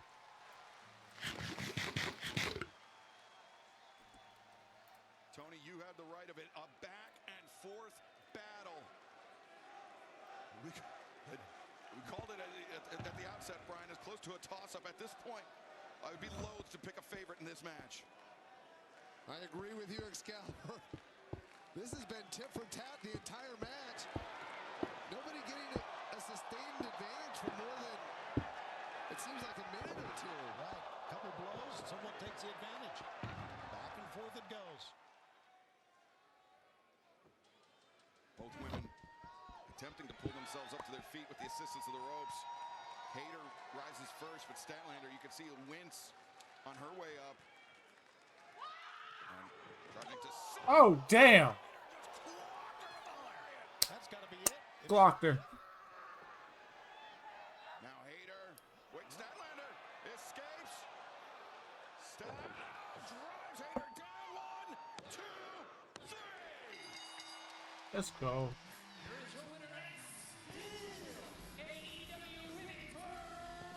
The viewing box.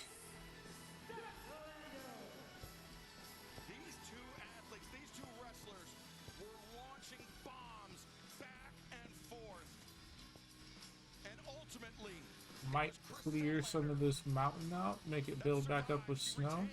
For AEW Women's World Championship, but I believe it was just barely. This is cool. I like this little glass box. Excalibur, I think there's no doubt. Earned that one. Jamie's going to have her shot again. I don't think there's any question about that. She deserves it.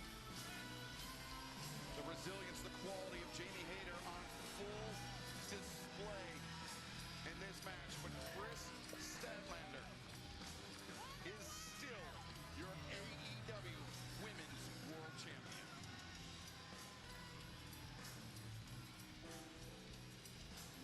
What's next for Chris Statlander? What's next for Jamie Hayter? How does she bounce back from this one? We will find out in the coming days and weeks. That was a good ass match, dude. We are excited to bring you New Year's Smash Dynamite coming up this Wednesday, live from Omaha, Nebraska. We will have 2 hours on TBS and HBO Max, and it is official. After pinning Ricochet earlier tonight, Jungle Jack Perry has earned a shot at the AEW National Championship. Plus, the challenge was made from Mercedes Moné. Willow Nightingale has stepped up. Tony Khan has made it official. The TBS Championship will be on the line this Wednesday night. New Year's Smash, 2 massive championship matches. You still have a chance to join us this New Year's Eve. AEW, TIX.com. And fans, the finals for the Continental Classic are set. Jon Moxley, Kazuchika Okada, both men winning their semifinal bouts, and both men battling to become AEW Continental Champion. Okada, earlier tonight, kicking off our World's End broadcast. Yeah. Defeating the Alpha Konosuke Takeshita. I like that. It was the screwdriver planted, which, Tony, I assume it was by Kyle Fletcher. Okada somehow catching wind of it and using it to his advantage. Yeah, you're right to assume because Kyle Fletcher was looking for it later. Okada, the screwdriver, defeats Takeshita and punches his ticket to the finals of the Continental Classic for the 2nd consecutive year. I'm sure more than a bit of turmoil within the Don Callis family after that one. Here we are. Yep. It all comes down to this. Forget about all the hype, all the pretense, all the showbiz. It's Jon Moxley and Kazuchika Okada in the finals of the Continental Classic tonight. Never seen it before, Moxley and Okada. And with all the talk about the unified champion, when the same man who was Continental Champion at the start of this tournament wins it and walks out with the Continental Championship, he will still be the unified champion. And that is what is going to happen. First time ever, one man wins back-to-back Continental Classics. And it's this man, the Rainmaker.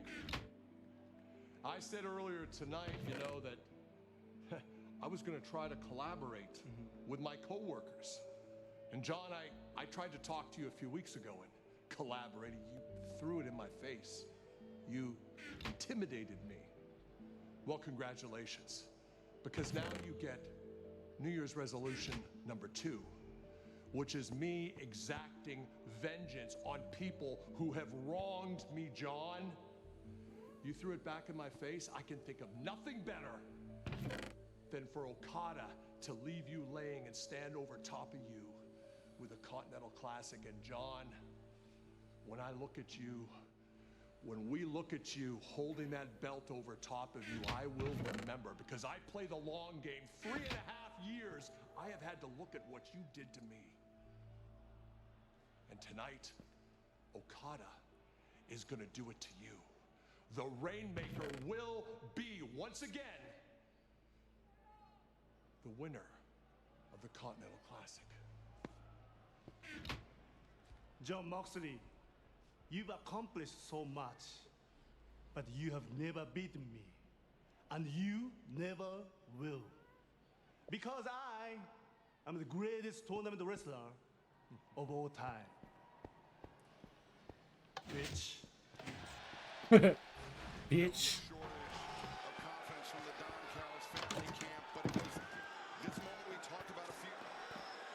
Tony, that when Kyle Fletcher, he was looking for that screwdriver, but Okada had already used it. He tossed it under the ring after he was done with it. Then Fletcher.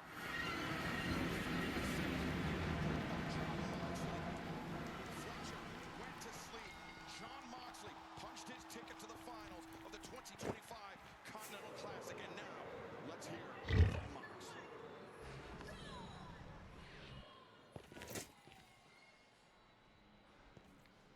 For years, I've been hearing about the Rainmaker, Okada. I've been hearing about how he's the best, he's the greatest, top of the food chain. A guy like me never beat a guy like that.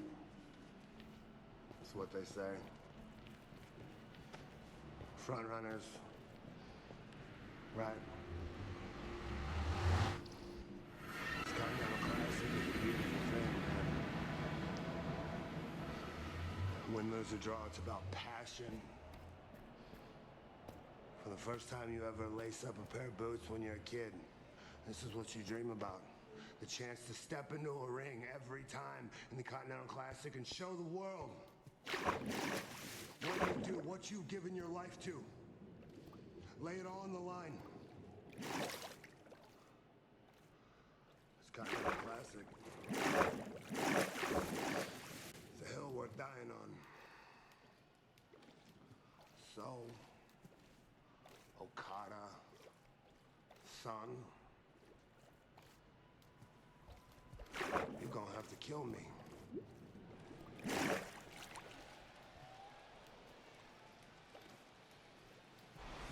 Ladies and gentlemen, now time for the finals of the 2025 Continental Classic, and to make it official, let's head to the ring in the Dapper Yapper Roberts. Ladies and gentlemen, this is the final match of the Continental Classic. And the AEW Continental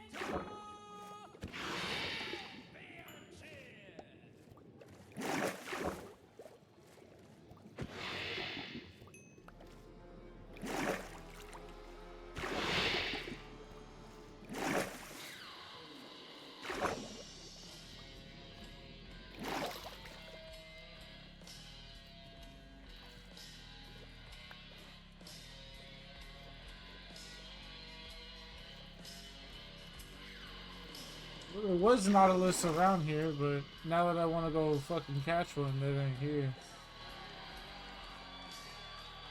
This match is a round match, as high stakes as it gets, and that's now. Let's check in with Renee Paquette.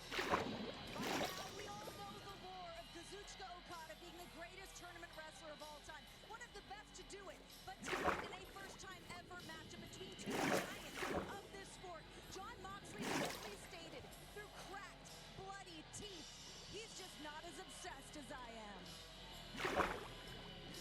You know, sometimes you can feel it, but the anticipation of the fans here, Brian Danielson, you can feel it when we announced this match was next. It's palpable, Tony. You can feel it in the audience. The energy in this arena. See Moxley when he comes over the barricade, stepping down very gingerly on Ginger's legs.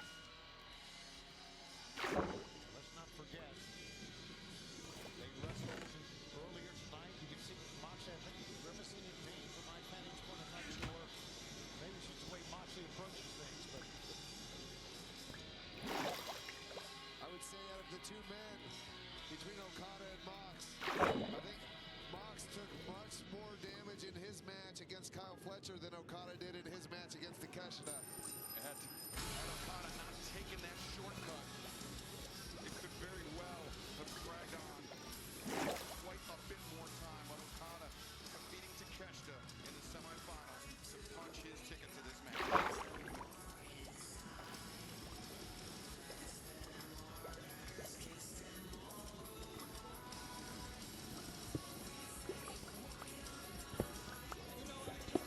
another word on Takeshita. I noticed when Don Callis was talking and Okada, Takeshita was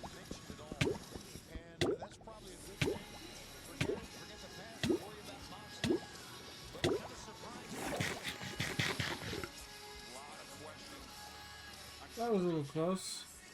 inside the Don Callis family. But Kazuchika Okada, after his Continental Classic victory last year, tied the record of Masahiro Chono, the Japanese legend, winning 5 major tournaments in his career. And an opportunity for Okada to cement himself beyond a shadow of a doubt as the greatest tournament wrestler of all time. With a victory here tonight, 6 tournaments, 2 Continental Classics, 4 G1 climaxes. But let's not put the cart before the horse. He has to get through Jon Moxley first. One more time, let's send it to the ring and Justin Roberts. Introducing first, from Cincinnati, Ohio, weighing 231 pounds, Jon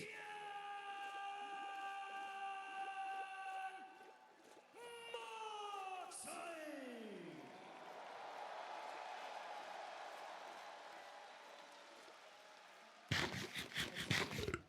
From Aichi, Japan, weighing 236 pounds, he is the AEW Unified Champion,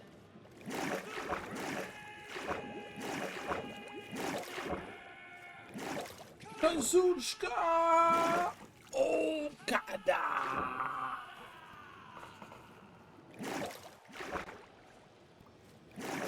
Referee Stefan Smith drawing the assignment for this contest. He will be the 3rd man in the ring. And whoever wins this one will claim that prize, the AEW Continental Championship. Yeah, first time it's been brought in the ring. It's been here at our broadcast desk the entire tournament. It goes back to its position. Brian, Okada and Moxley, both men have been in the finals of the Continental Classic before. The key difference is that Okada has won the tournament. You've been in the ring with both of these men. Do you believe Moxley's assessment of things, that he wants it more than Okada? I'm not entirely sure about that. One thing I do know is that the reason why Okada is the greatest tournament wrestler of all time is because he paces himself. Jon Moxley does not know how to pace himself. Yeah. He gives all of himself every single match. And sometimes, most of the time, that works. In a tournament format like this, I'm not so sure. Brian, we talked in our opening contest about how you pace yourself in a tournament like this. Kazuchika Okada, by virtue of using that screwdriver, by stabbing Konosuke Takeshita in the head, he left a lot more in reserve than Jon Moxley did. Moxley had to, I mean, as you said, leave it all in the ring. He had to, and also Moxley has something to prove. You know, we've talked about the last half of 2025 for Jon Moxley. It hasn't gone exactly probably the way he planned. Losing to Darby Allin in the I Quit match. Tapping out to Kyle O'Reilly twice. And here he is, finding himself in the finals of the Continental Classic. Matched up with Kazuchika Okada for the first time ever, one-on-one. Slow, tentative start. You mentioned the losses to Kyle O'Reilly. That is where the leg issues for Jon Moxley began. And that has plagued him all throughout the tournament. We saw Kyle Fletcher take advantage of it tonight.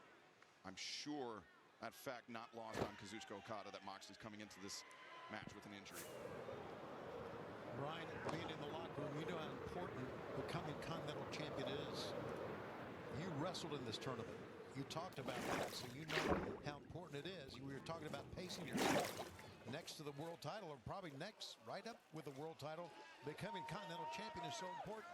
Yeah, sorry, before you get the answer, Brian, notice that Okada did sweep out the leg of Jon Moxley, and Moxley rolled underneath the bottom rope to put some distance between himself and Okada. Yeah, I was just about to mention that, Excalibur. But yeah, to your point, this has become such an important tournament for everybody backstage in AEW. And the Continental Classic is fast becoming the most grueling and most prestigious tournament in all of professional wrestling. And I think Mox is he entered this tournament with a lot of questions. With a lot of the setbacks, the recent setbacks of Mox. Will they be viewed as a moment momentary setback of a historically dominant wrestler, or will they be viewed as the beginning of the end for AEW's most decorated wrestler ever? And I feel like we're going to find the answer to those questions in this match right now. Brian, to that point, Jon Moxley is the only man to have held the AEW World Championship 4 times, as Okada once again picks the ankle. And now looking to punish the leg of Jon Moxley to exploit the injury, but Moxley goes to the eyes. Yeah, you've seen why Okada is the greatest tournament wrestler of all time. He can exploit your injuries. He knows where to go. Moxley did all he could to get out of it and did a good job. But don't think that Okada won't go back to that. And Moxley knows it. And to your point, Tony, you know, Okada's a dangerous man himself. He's injured Kenny Omega. He injured Swerve. Fuck, that's so deep, bro. Look at that. Mox coming into this match. Look at that. Look at that angle. Yep. Again, going back to the leg. Down, the elbow drops, and now wrenching the toe of Jon Moxley's boot. Trying to put torque on that knee. Trying to touch the ligaments of Jon Moxley, but Okada, drop kick. Wow. And Moxley got strung up. Yes, he did. His boot got caught underneath the top rope. His entire body weight was pulling down on that injured leg. You know, this tournament has been phenomenal. It's probably the best tournament that I've ever seen in wrestling of all these years. And I think what makes it that way is the stars that have been in it. Okada, Jon Moxley, 4-time former world champ. Okada. DDT on the floor. Let's take another look. Watch the left leg of Moxley over the drop kick. Underneath the rope. That can easily tear a ligament in the ankle. And if you tear a ligament in your ankle, I mean, it's going to be hard for Jon Moxley to walk. You can't put any weight on your leg. That really diminishes the striking ability of Jon Moxley as well. Referee Stephon Smith giving the 10 count on the floor. Remember this match? No time limit. There's a 10 count on the outside. Everyone is banned from ringside. There must be a winner. And right now, it seems like Kazuchika Okada is in the driver's seat. He is in the driver's seat, and it's been a gutsy performance, been a gutsy tournament by Jon Moxley, and he's going to have to reach down even further here. Look at this, because Okada just relentless. He's like he's stalking him here, Brian. Yeah, he is stalking him. There's no fucking Nautilus, bro. Top of the knee, and Moxley retreats to the relative safety of the ring. But Brian, we talked about the beginning of the leg issues for Jon Moxley. It was the ankle lock from Kyle O'Reilly that began it, but just because it says ankle lock in the name doesn't mean it doesn't affect the entire leg of Moxley. That's a great point. You know, the ankle lock, also in catch wrestling known as a toe hold, depends on how you apply it. Can also impact the knee all the way up to the hip. Jon Moxley, those elbow strikes usually so reliable, but he can't base, he can't generate as much power as he normally does, and Okada was able to shrug those off. Yeah, there's another thing too. Moxley, who's had problems with that ankle for a long time, has been able to, look at this, has been able to rebound because he's had a rest a couple of days between matches. He wrestled, what, an hour and a half ago? This is different for him. I'm sure that hour and a half was filled with plenty of ice on that knee, but that can only go so far. That can only deal with that swelling that I'm sure Moxley is enduring. Moxley, the headbutt. Finally, Okada relinquishes the hold. That was the only way I think Mox could figure out how to get out of that hold. That was a variation of a figure-4 leg lock. Okada has a lot of lucha-style submission holds that especially affect the ankle and the leg. Kazuchika Okada began his professional wrestling career. Oh, DDT again, this time in the ring. Okada actually began his career in Mexico, which is why he has such a heavy influence. Heavy influence of Lucha Libre, and that's what I think makes Okada is so dangerous, Brian, is he's got so many different tools to draw on that you might not be prepared for. So many different tools and so many different strategies. I mean, we've seen even in this match, he did the DDT in the ring. We just saw him do the DDT in the ring, and he's also attacking the leg. And look here, he's going after the head again. And John Moxley had absolutely no defense for that. He couldn't cover up. He could see it coming, nothing he could do. And this has been the best Continental Classic by far, but right now, this is as close to a lopsided match we've had in any of the 3 years of the tournament, Tony. Yeah, it is. And you know what? This Continental Classic, what makes the year of AEW so great. You know, around the holiday times that we're going to have the greatest tournament ever. Okada, back elbow caught Moxley firmly on the jaw. Moxley went down in the heap that time. Watch out. Wow. Okada over the top, the senton. There's that Lucha Libre influence. Also, what you saw Okada do there is change up the pace. He's been wrestling a very methodical match, which I think is smart because John Moxley can surprise you with a lot of different things. We've seen him use the cutter out of nowhere. We've seen him get submissions out of nowhere. And Okada's wrestling a very methodical pace, and then all of a sudden he picks up the pace right there. Okada. Going for that neck breaker, there's no doubt. Finds it, Moxley. In trouble here. Okada has a lot of options. 2. And unlike in the traditional match, you see Okada putting pressure on both of Mox's shoulders, forcing Mox to make effort to kick out. He knows that Mox is weary. He knows that Mox has gone through hell tonight already. The more energy Kazuchika Okada can force John Moxley to expend, the better the chances Okada has of repeating. You could see that on camera shot before he connected with the elbow that Moxley had no defense at all for that elbow drop. I'm not sure if you guys agree, but I haven't seen anybody be this dominant in a Continental Classic match this entire tournament. That's in any of the Continental Classic matches, this has just been a drubbing. But John Moxley, now the grip on the finger of Okada and wrenching at the hand of the Rainmaker. He got to dig down deep. Swinging up, miss. Moxley! And he did! He dug down deep! Connects with the lariat, but Moxley couldn't stay on his feet after dropping Okada down.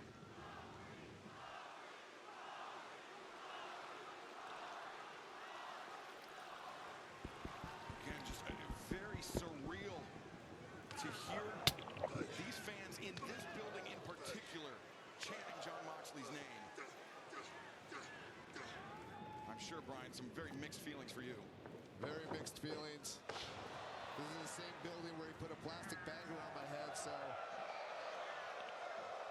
That figure 4 leg lock is in, being delivered by or being applied by John Moxley on Kazuchika Okada. And thus the left ankle by Moxley is not a part of this figure 4. It's a left leg over the right foot. I question the strategy here of John Moxley. That's not something that I would normally do, because if Okada can reverse this, this will really damage John Moxley's ankle. Yeah, that's a great point. And that's what he's trying to do, Brian. That's what he's trying to do. Well, trying to reverse it or trying to maneuver to the ropes to force the break? I think the latter. Yep. The way Okada using those long arms to make it to the ropes. John Moxley relinquishes the hold. Not eagerly, but he had to. All Moxley can do to stagger to his feet, but that does not stop him from fighting. Moxley trying to psych himself up. Oh wait, Okada. There he goes again. Dragon screw. Attacking the ligaments in the knee. And Okada wrestled so many matches. Look at that, another dragon screw, a grounded dragon screw. Okada wrestled so many matches against Hiroshi Tanahashi, who is a master of the dragon screw. And then now turning Moxley over with the Texas Cloverleaf. This is a great strategy from Okada. The knees of John Moxley.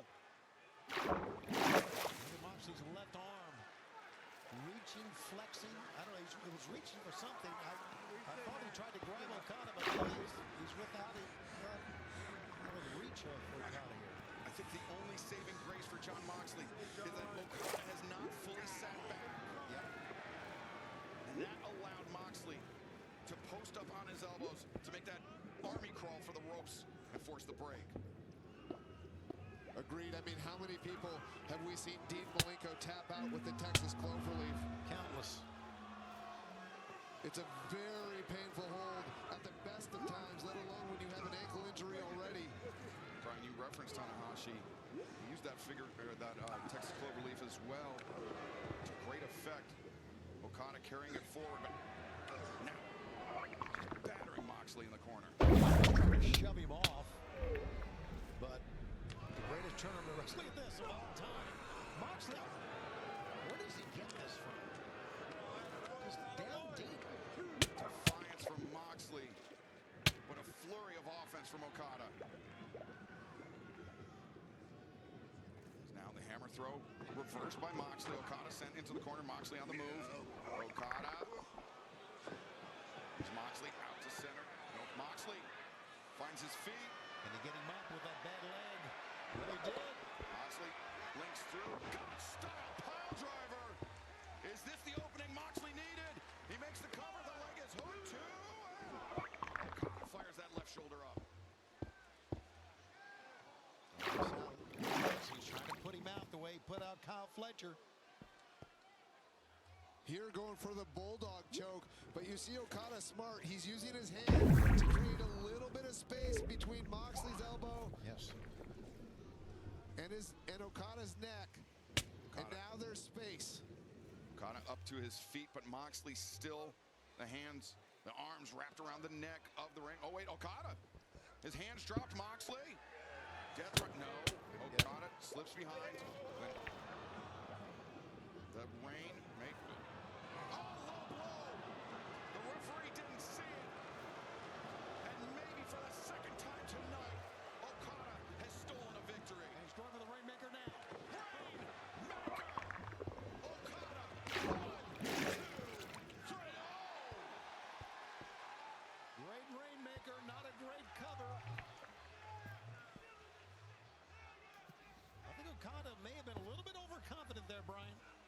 I think so. I mean, not many people have kicked out of the Rainmaker.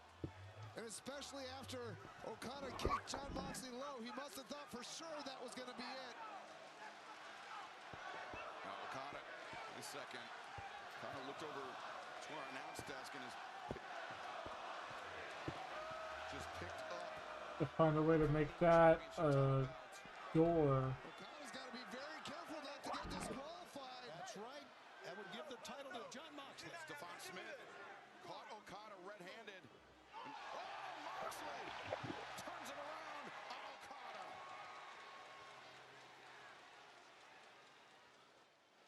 Moxley smiling, broken tooth and all. He knows he got away with something there. Has the balance of power in this match shifted in the favor of Jon Moxley? To me, we haven't gotten quite to that point. We can still see the damage on Jon Moxley's leg. He's struggling to get to his feet.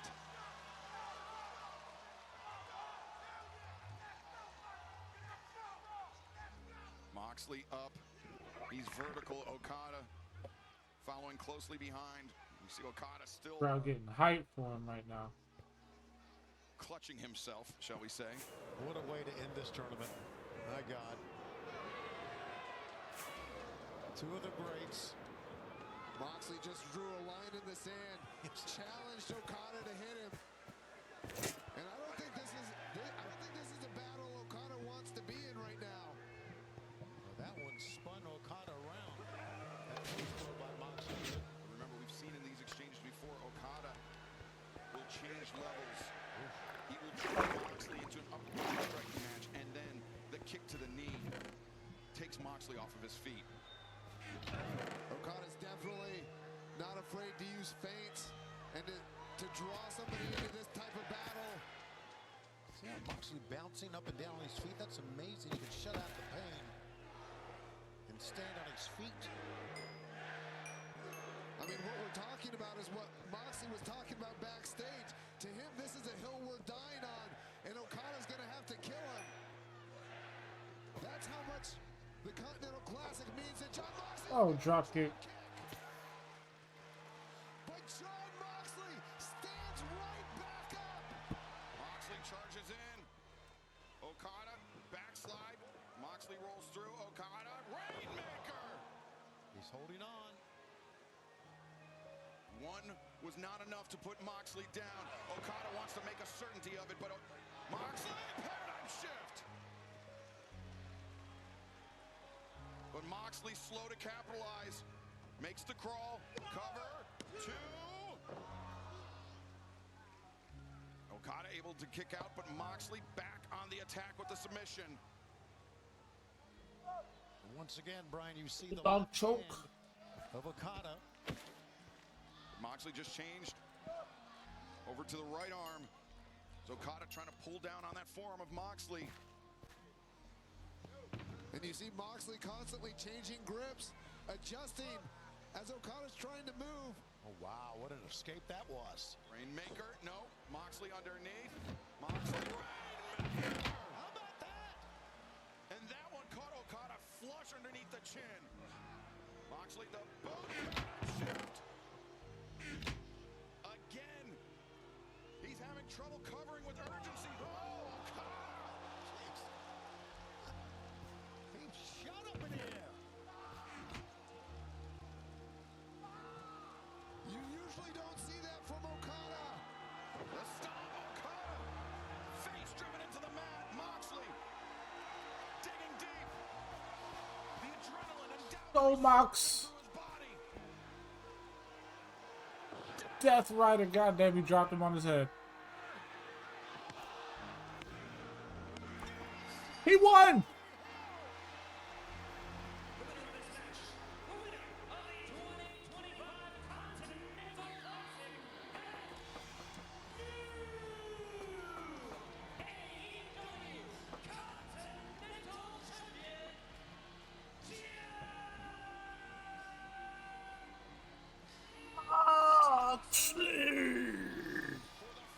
My dog, let's go. Let's go. Let's go. Can call themselves the AEW Continental Champion. And that man is Jon Moxley.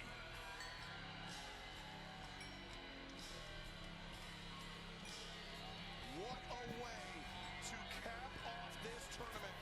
And right now, Tony Schiavone was heading to the ring to get a word with Moxley, but the Death Riders, Gabe Kidd, Daniel Garcia, Wheeler Yuta, Marina Shafir, out to celebrate with Mox. Dude, that's Claudio, not Gabe Kidd, but an exhausted Moxley. Is this where the Death Riders turn on him? He has done it. He has overcome the odds to win the 2025 Continental Classic in the AEW. This is where they turn on him.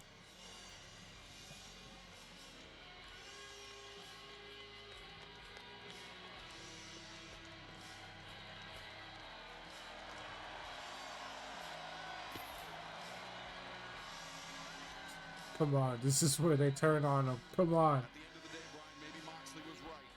Give it to me. Give me the turn. Give me the turn. I think that's definitely the case of him needing it more.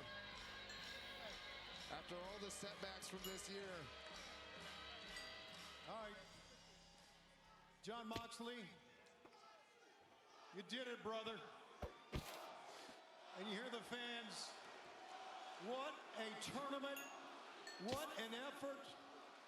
We're not going to forget this for a long, long time. You're a 4-time world champ. You're an international champ. Now you're the Continental Champion. This has to be maybe the greatest of all time. Down with all that, Tony. Down with all that. This thing here, this doesn't belong to me. This thing here, the The Continental Championship, it belongs to everybody in this Continental Classic that busted their ass, that came out to the ring every single night and gave it everything they had.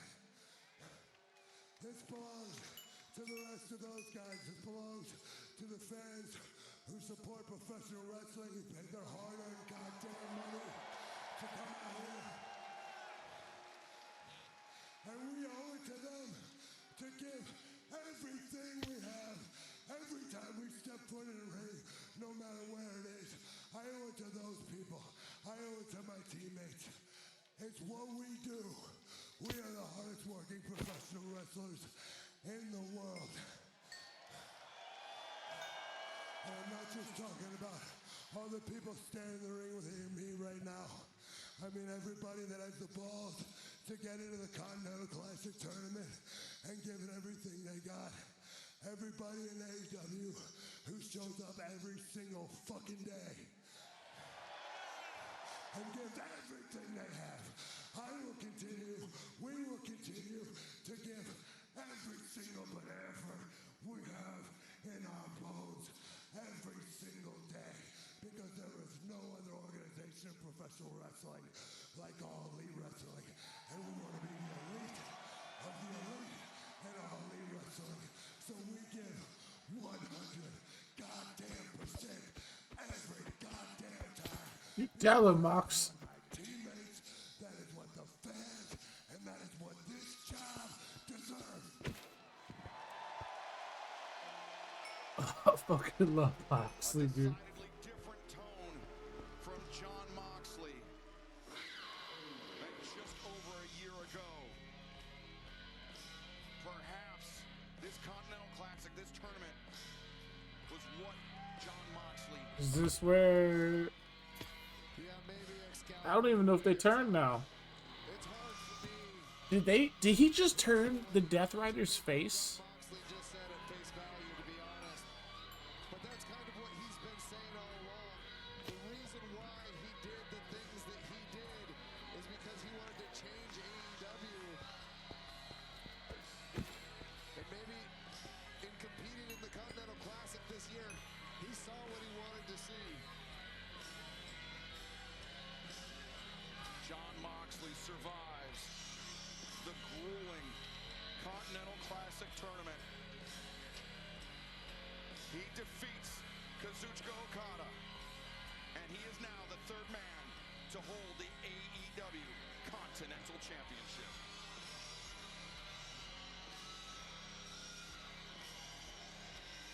But fans, we still have one more match. It is for the richest prize in our sport, the AEW World Championship, a four-way match. Swerve Strickland, Oh yes. MJF will challenge Samoa Joe for the title next. You son of a bitch! For the second time, Samoa Joe claims the richest prize in our sport. What stands before you is a man with a mind that rivals Sun Tzu, a strategist of unparalleled splendor. Unparalleled splendor. At World's End, this will be a three-way match, and I cannot guarantee you who will leave as champion, but it will not be you.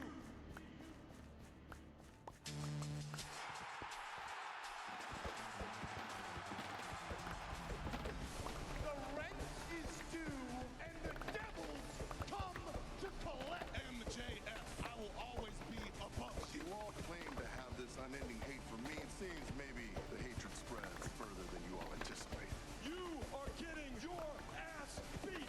All your hopes and dreams taking this from me come to an end at World's End. In one night, I'm about to handle all my business. You cannot kill a god with blue.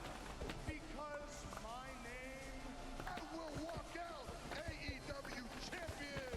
Maxwell Jacob Friedman. You have messed up worse than you know. And I'm better than you. Whose house? And you know it.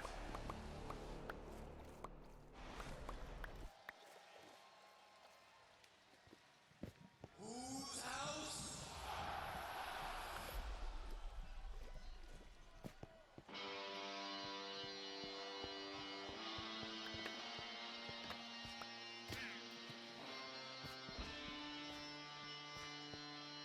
What happened?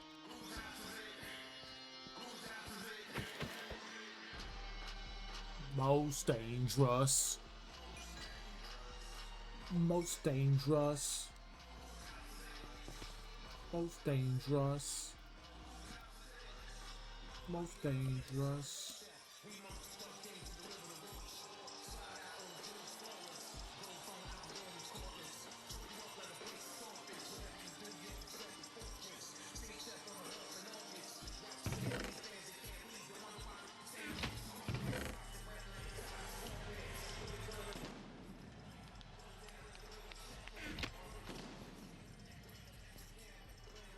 The self-styled most dangerous man in professional wrestling. Can he claim the AEW World Championship for a second time tonight? Since his return from injury, Swerve Strickland has looked exceptional. But the odds will be against him tonight in this four-way match. You know, very quickly about tonight. Tonight has been one of the nights that has just once again proved to the world and to me how wonderful professional wrestling is. And I've gone through many events as a commentator and a fan, but tonight has been absolutely special on many levels. And what a way to end it for the biggest prize, the World Championship. And to your point, Tony, what a way to end 2025. Absolutely.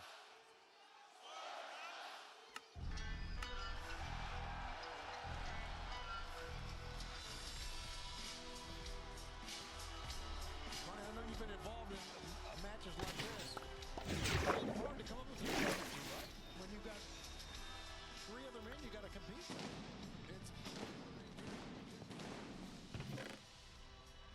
You've got to keep your head on a swivel, because not only can you not get pinned, you can't let anybody else get pinned either, right?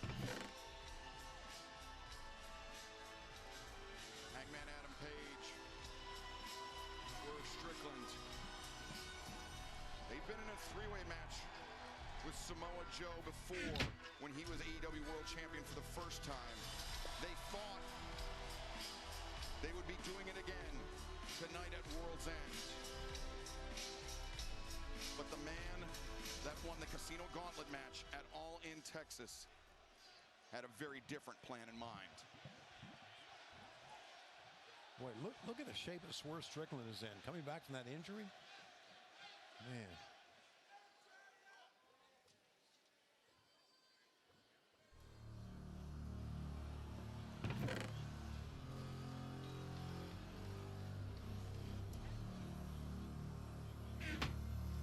MJF?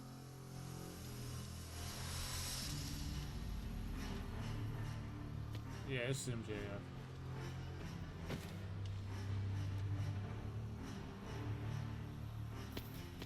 So you get some devil shit? Embrace it, brother. Embrace it.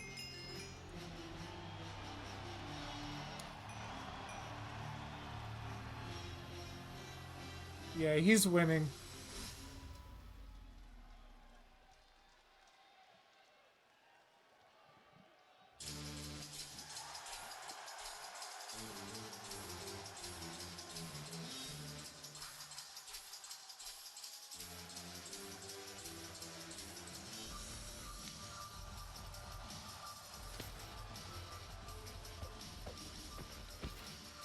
All I have to say is he's gonna win, bro.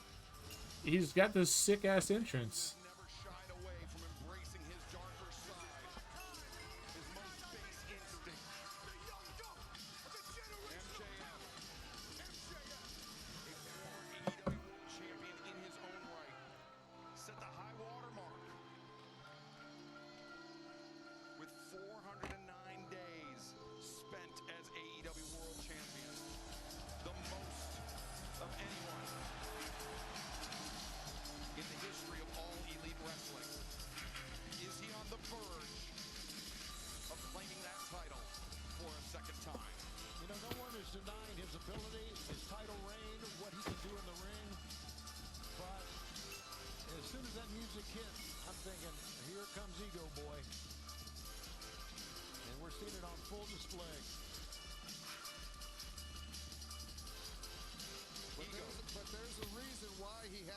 ego. I mean, if he can pull out this match tonight, he has the opportunity to be one of a few select men to be a two-time world champion before they turn 30 years old. Wow. It would be quite an accomplishment. Really would. That's the other reason. He's gonna be one of, like, I think 9 people to be a 2-time world champion before they're 30. And Samoa Joe's wearing blue. Pretty sure when he wears blue, he loses. Samoa Joe, the 15th overall AEW World Champion, defeated Hangman Adam Page at Full Gear last month inside the steel cage. But there is a very, very large asterisk next to that. Yes. And it happens to be shaped like Hook.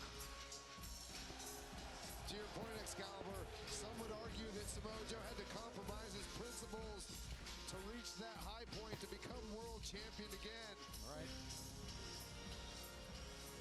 The Hook thing still shocks me to this day, but here we go. Well, to make it official, one final time tonight, let's head to the ring and the Dapper Yapper, Justin Roberts. Chicago,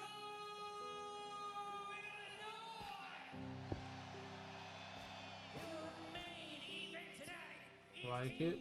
Looks good. for the All Elite Wrestling World Championship.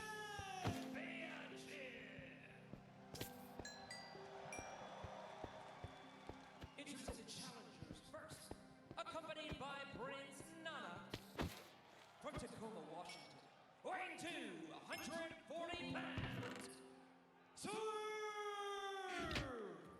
Strickland.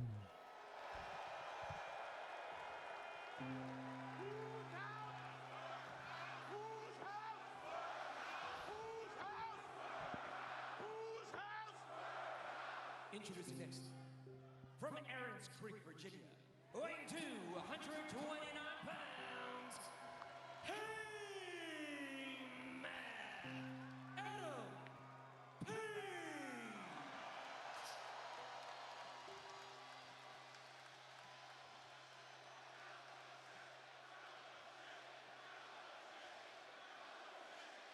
He don't even need somebody getting the crowd hype. Plainview, Long Island, New York. Weighing 226 pounds. Bryce snatched that ring off his finger. He didn't give a fuck.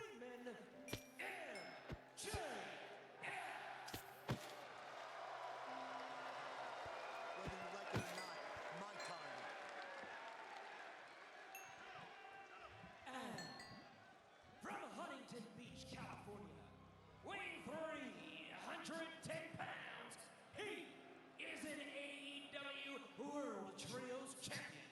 He is the reigning and defending All Elite Wrestling World Champion. He is Samoa Joe.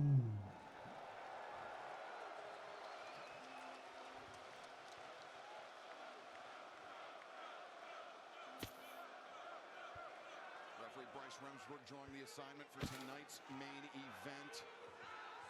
And as you observe, Brian, a 4-way match is a very tricky situation. The champion does not have to be pinned or submitted to lose the title. It is first fall to a finish. Absolutely, the champion's advantage disappears when he can lose the title without even being defeated. This is going to be Samoa Joe's toughest test. Well, remember it was 2 years ago at this event that he became world champion for the first time, and I know MJF remembers that. It was MJF that was caught in the Coquina clutch by Samoa Joe, ending that 409-day reign. And the litany of history between these 4 men is so intertwined. You mentioned Joe defeating MJF. Then it was Swerve that dethroned Joe. And after that, Swerve and Hangman embroiled in the bloody rivalry that will undoubtedly be something that comes on to define their careers. And amidst all that, MJF and Hangman, MJF and Swerve as Samoa Joe landed hard on the edge of the apron. MJF just sent Swerve face first in that middle turnbuckle, and now MJF in the grips of Hangman. Adam Page, follow-away slam. Hangman springs up to his feet and goes over the top, takes Joe down. And MJF sent out to the apron. Hangman moving with purpose. The lariat sends MJF down, but Joe slips in underneath the bottom rope. A devastating chop delivered by the champion. What you call being knocked out of your wrestling boots, I do believe. Shoulder tackle sends Swerve down to the mat, sprawling to the outside. Samoa Joe, Enziguri drops Hangman down in the corner. And that's the advantage that Joe has in this match. This is a match filled with heavy hitters, and he's the heaviest hitter of them all. MJF taking off the apron. And Joe comes in the boot, side of the head of Hangman. Samoa Joe, Hangman, and Page are two of only 4 men to have held the AEW World Championship more than once. Swerve and MJF desperately want to join that club, but now Swerve steps over, goes after the taped up elbow of Samoa Joe. But now MJF, side headlock. He's used that very effectively in the past, just ask Darby Allin about it. Also, he's used that Dynamite Diamond ring as well as now MJF. He and Swerve knew each other quite well their early days in the sport of professional wrestling on the independent scene. As MJF delivers textbook body slam. And now on the move, MJF. I'm not sure you want to do that to the most dangerous man in all of AEW. I agree. He was mocking him with that strut, and then he did that. Big mistake, I think. Swerve waiting for MJF to turn around, launches the boot into Max's face. Uppercuts in the corner, rocking the head back. Down, uppercut in between the shoulder blades. And Brian, you've spent more than an hour inside the ring. Fair play. More than an hour inside the ring with MJF. You know his conditioning is exceptional, but he is coming back after nearly a 3-month layoff from the ring. Do you think conditioning is going to be a factor for MJF in this match? Ring rust, perhaps? Ring rust could be a factor for MJF. One of the things, though, in these 4-way matches... Oh, shit, Samoa Joe. Samoa Joe! Battering ram. If you see the other men are distracted, you can take a little bit of a rest if you need to. And that might be, MJF is not above that. I think where Hangman's at in his career right now, he wants to push the action full force the whole match. Look at this! God damn. He cleared him. Shot the pile, but he caught MJF on the way down, and I think MJF collided heads with Swerve and Samoa Joe. And Hangman took a nasty spill as well. As you can see, Bryce Remsburg checking in. Now, Brian, you're right about you can really... Somebody got their shit busted. Kind of in a 4-way match, but you got to be weary, and you could lose the shot at the title. Hangman wants some right hand at Samoa Joe's head. Now MJF. Well, that's the key, Tony.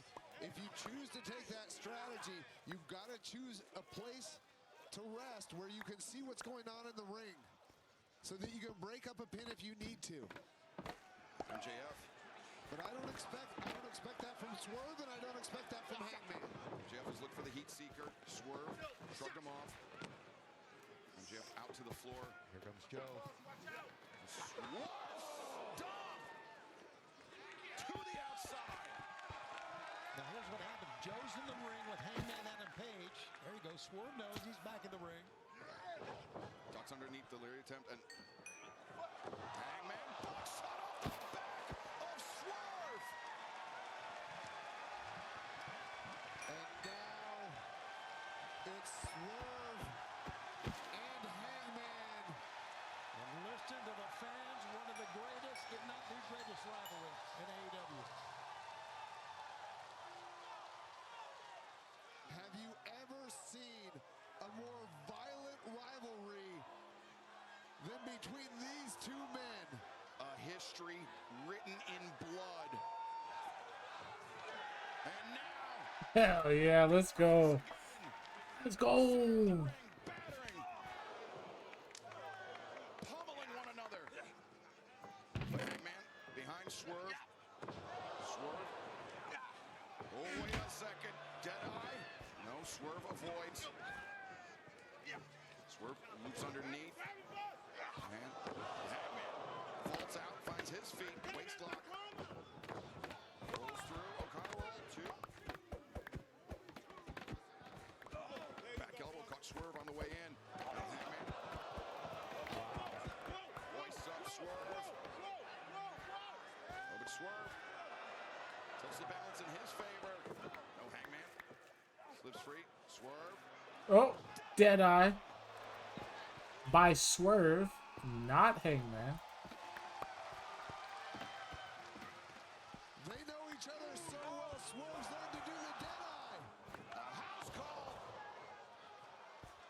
House call interrupted by the lariat. Now Hangman. Bar shot. Lariat. Is this it? 1, 2. No. Joe didn't break it up. It's a case where you were talking about, Brian, got to keep your focus in the ring when you're taking a break, and Joe did on the outside. Joe could have potentially just saved his championship reign with that one breakup. How many men has Hangman Adam Page beaten with the buckshot lariat? Is Joe trying for a muscle buster there? Maybe, maybe not. We'll never know because Hangman Adam Page intervened. Now looking for the slam off the ropes in the corner, but Samoa Joe. Now Joe underneath. And MJF walked right into it. A 3-for-1 for Samoa Joe. Makes the cover. 2. Hangman able to kick out Joe. Now covers Swerve. 1, 2. Smart strategy by Samoa Joe. Absolutely. Flips MJF over. Now cover made. 2. MJF kicks out. That's pretty good cover by Joe as well. Great cover by Joe. Joe's fundamentals are excellent. Samoa Joe denied on 3 separate occasions there. If I were Joe, I would try to get 2 of these men out of the ring and then put on the coquina clutch on the other person. Well, he's got 2 out, Brian. Let's see what he does. Swerve Strickland, the man that ended Samoa Joe's first reign as AEW World Champion, could now find himself in. Uh-oh, Muscle Buster. But Swerve to his feet and leaps up, catching MJF. And maybe that's why Joe kicked out Hangman and MJF. Maybe he wanted to right what he perceives to be a wrong. Beautiful up kick by Swerve Strickland, and now the waistlock. Can Swerve do it? He can. German suplex. Again, Swerve is in phenomenal shape. What a powerhouse he is. Oh, my God. Swerve catches the boot of Hangman, loops underneath, and now the backbreaker. Swerve. Oh, my gosh. Down Hangman, the power slam. 2. No. And Hangman Adam Page is not a small man. That just shows how much. Hey, Hangman like busted his lip on that Arihara moonsault. Since his knee injury. And Brian, with that added mass that Swerve has put on, are you surprised that his agility seems no signs of being diminished either? I mean, I'm shocked because that doesn't seem possible. But yet Swerve's managed to do it. Swerve Strickland in the best shape of his life. He was until Samoa Joe just trucked him in the corner. Now MJF sent spilling to the outside. Again.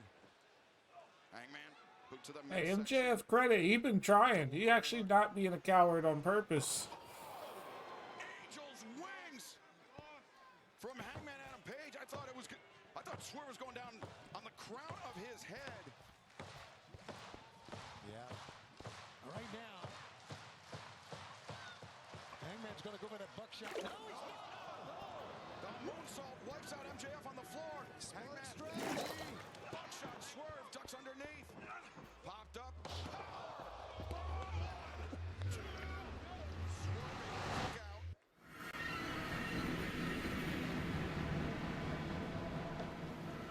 That was a great strategy by Hangman Adam Page, taking out MJF on the floor and then attempting the buckshot lariat.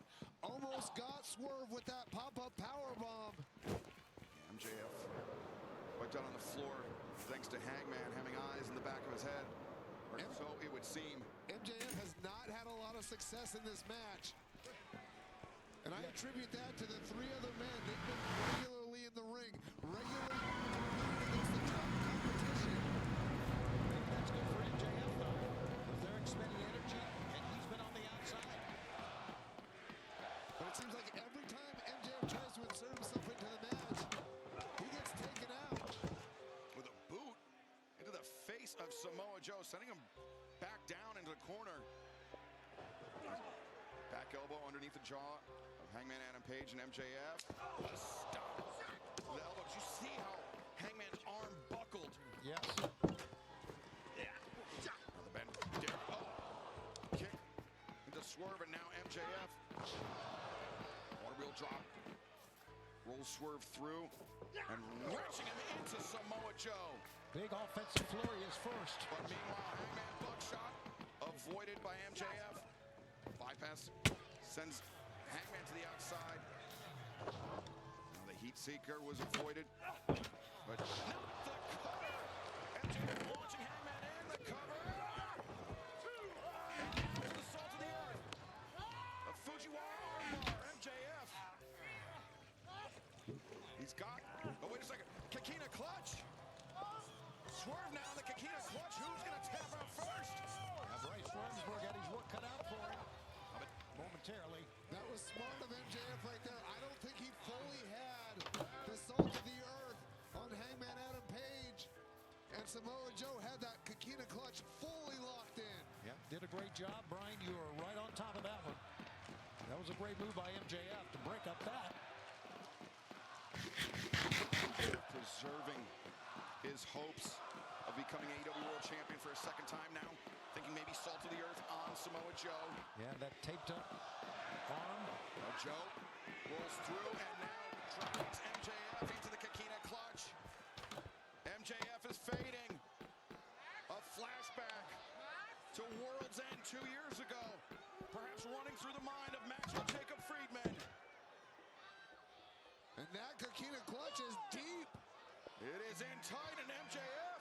Now Swerve and Hangman better get the hop on here, or it's going to end. The arm is up and house call. He slapped him. He was fully He slapped him. clutch.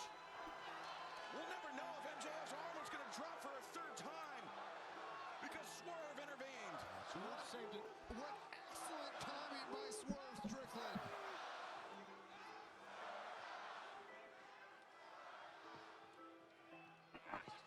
Swerve from this position likes big pressure, but instead MJF rolls through. And Swerve catches the boot and thumb to the eyes by MJF. A premature celebration, perhaps. MJF on the move, but Hangman steaming in, a boot to the jaw of MJF, now an elbow strikes. Both men sending MJF down. Joe. Wow. Whoa! What anticipation by both Swerve and Hangman.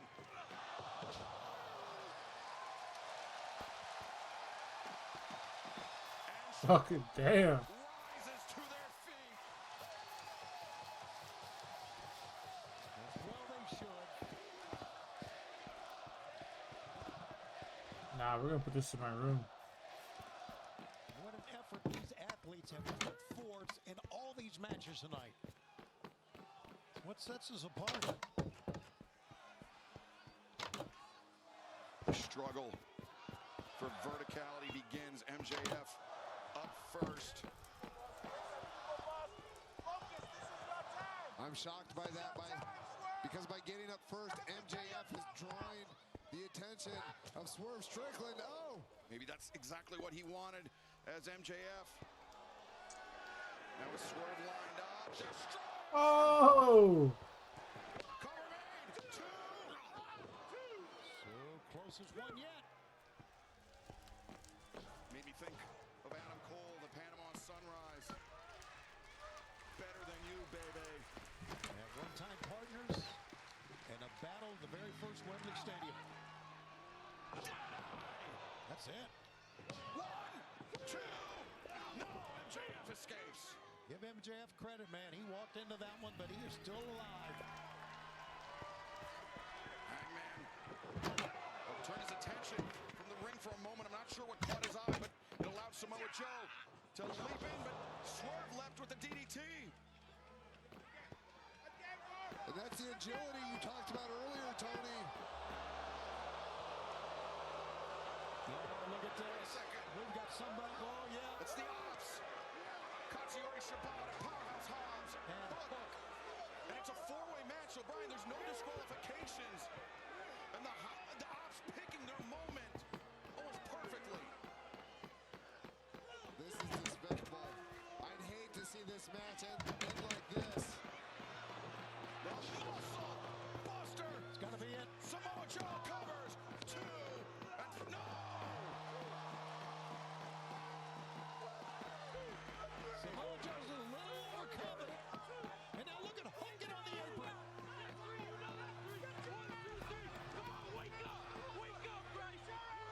Samoa Joe used the Ops inside the steel cage. Used the betrayal of Hangman by Hook. That's how he captured the World Championship. He thought it was a certainty once again. But Hangman, not out of this fight yet. It doesn't seem like Samoa Joe is interested in regaining people's respect. He just wants to keep the AEW World Championship. And they're gonna beat up fucking. Oh, okay. Swerve with the stomp. The Swerve stomp. But now Kikina clutch cinched in. Jawbreaker. Jawbreaker. But elbow strike drops Joe. And Hangman Adam Page, he's not forgotten how he lost the AEW World Championship for a second time. But Kikina clutch again. This was how Joe won the 3-way match between himself, Hangman, and Swerve. Okay, good. Swerve's climbing up the turnbuckle. I was about to say, dude, don't fucking do a pass out. Yes. Successful title defense. Yes. On the top, a stomp on Joe. Oh, thank God. This is where MJF wins, though. Now Swerve. Swerve to the top, and Samoa Joe sweeps out the leg. And Joe could be thinking avalanche muscle buster. Or maybe superplex, I'm not sure, but either way. Swerve and Joe precariously perched in the rope. Swerve finds his feet on the apron and now hammers at the This knees. is crazy. Chop down that big tree. Swerve. Oh my God, he's gonna powerbomb Samoa Joe. That's crazy.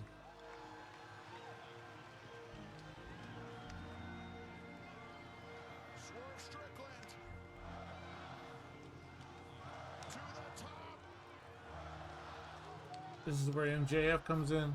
Yep. Pushes Swerve off the top rope. Swerve Strickland sent sprawling from the top rope, head first into the side of the announce desk. But Hangman now shot lariat. 2. Oh, Joe didn't go down. MJF creeping in the background.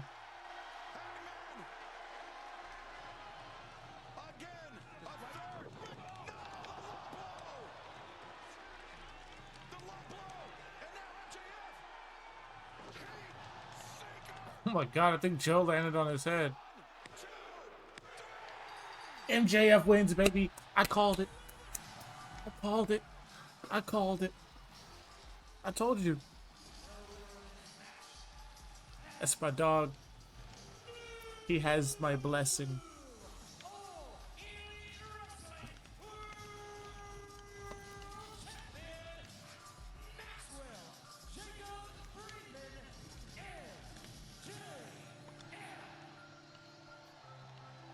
The 9th and now 16th AEW World Champion. Brian, he played the long game, but he played it masterfully. He did. I mean, you saw him creep up on Swerve's foot, pushing him off the top rope into the table, then hit on the floor while Hangman Adam Page was giving Samoa Joe the buckshot lariats. Remember, it took 3 buckshot lariats for Hangman Adam Page to put Samoa Joe down. When they met.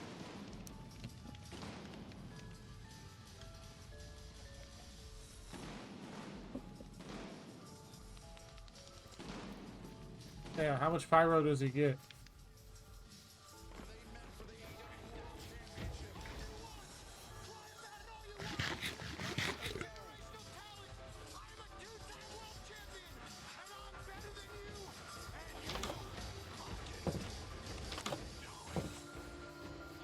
Oh. I can just go into my little hut. 30 years old, MJF can call himself world champion again. A feat that not very many men have accomplished.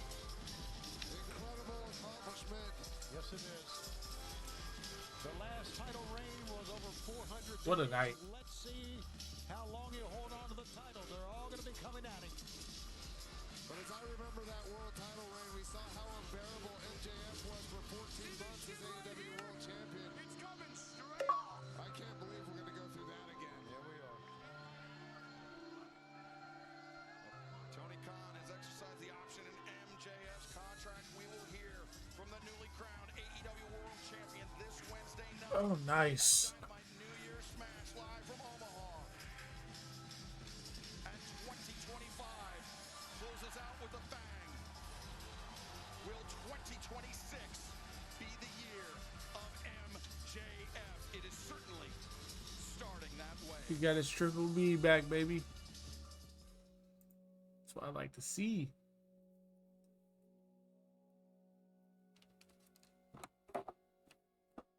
Alright, for the rest of y'all, we shall close up the Minecraft.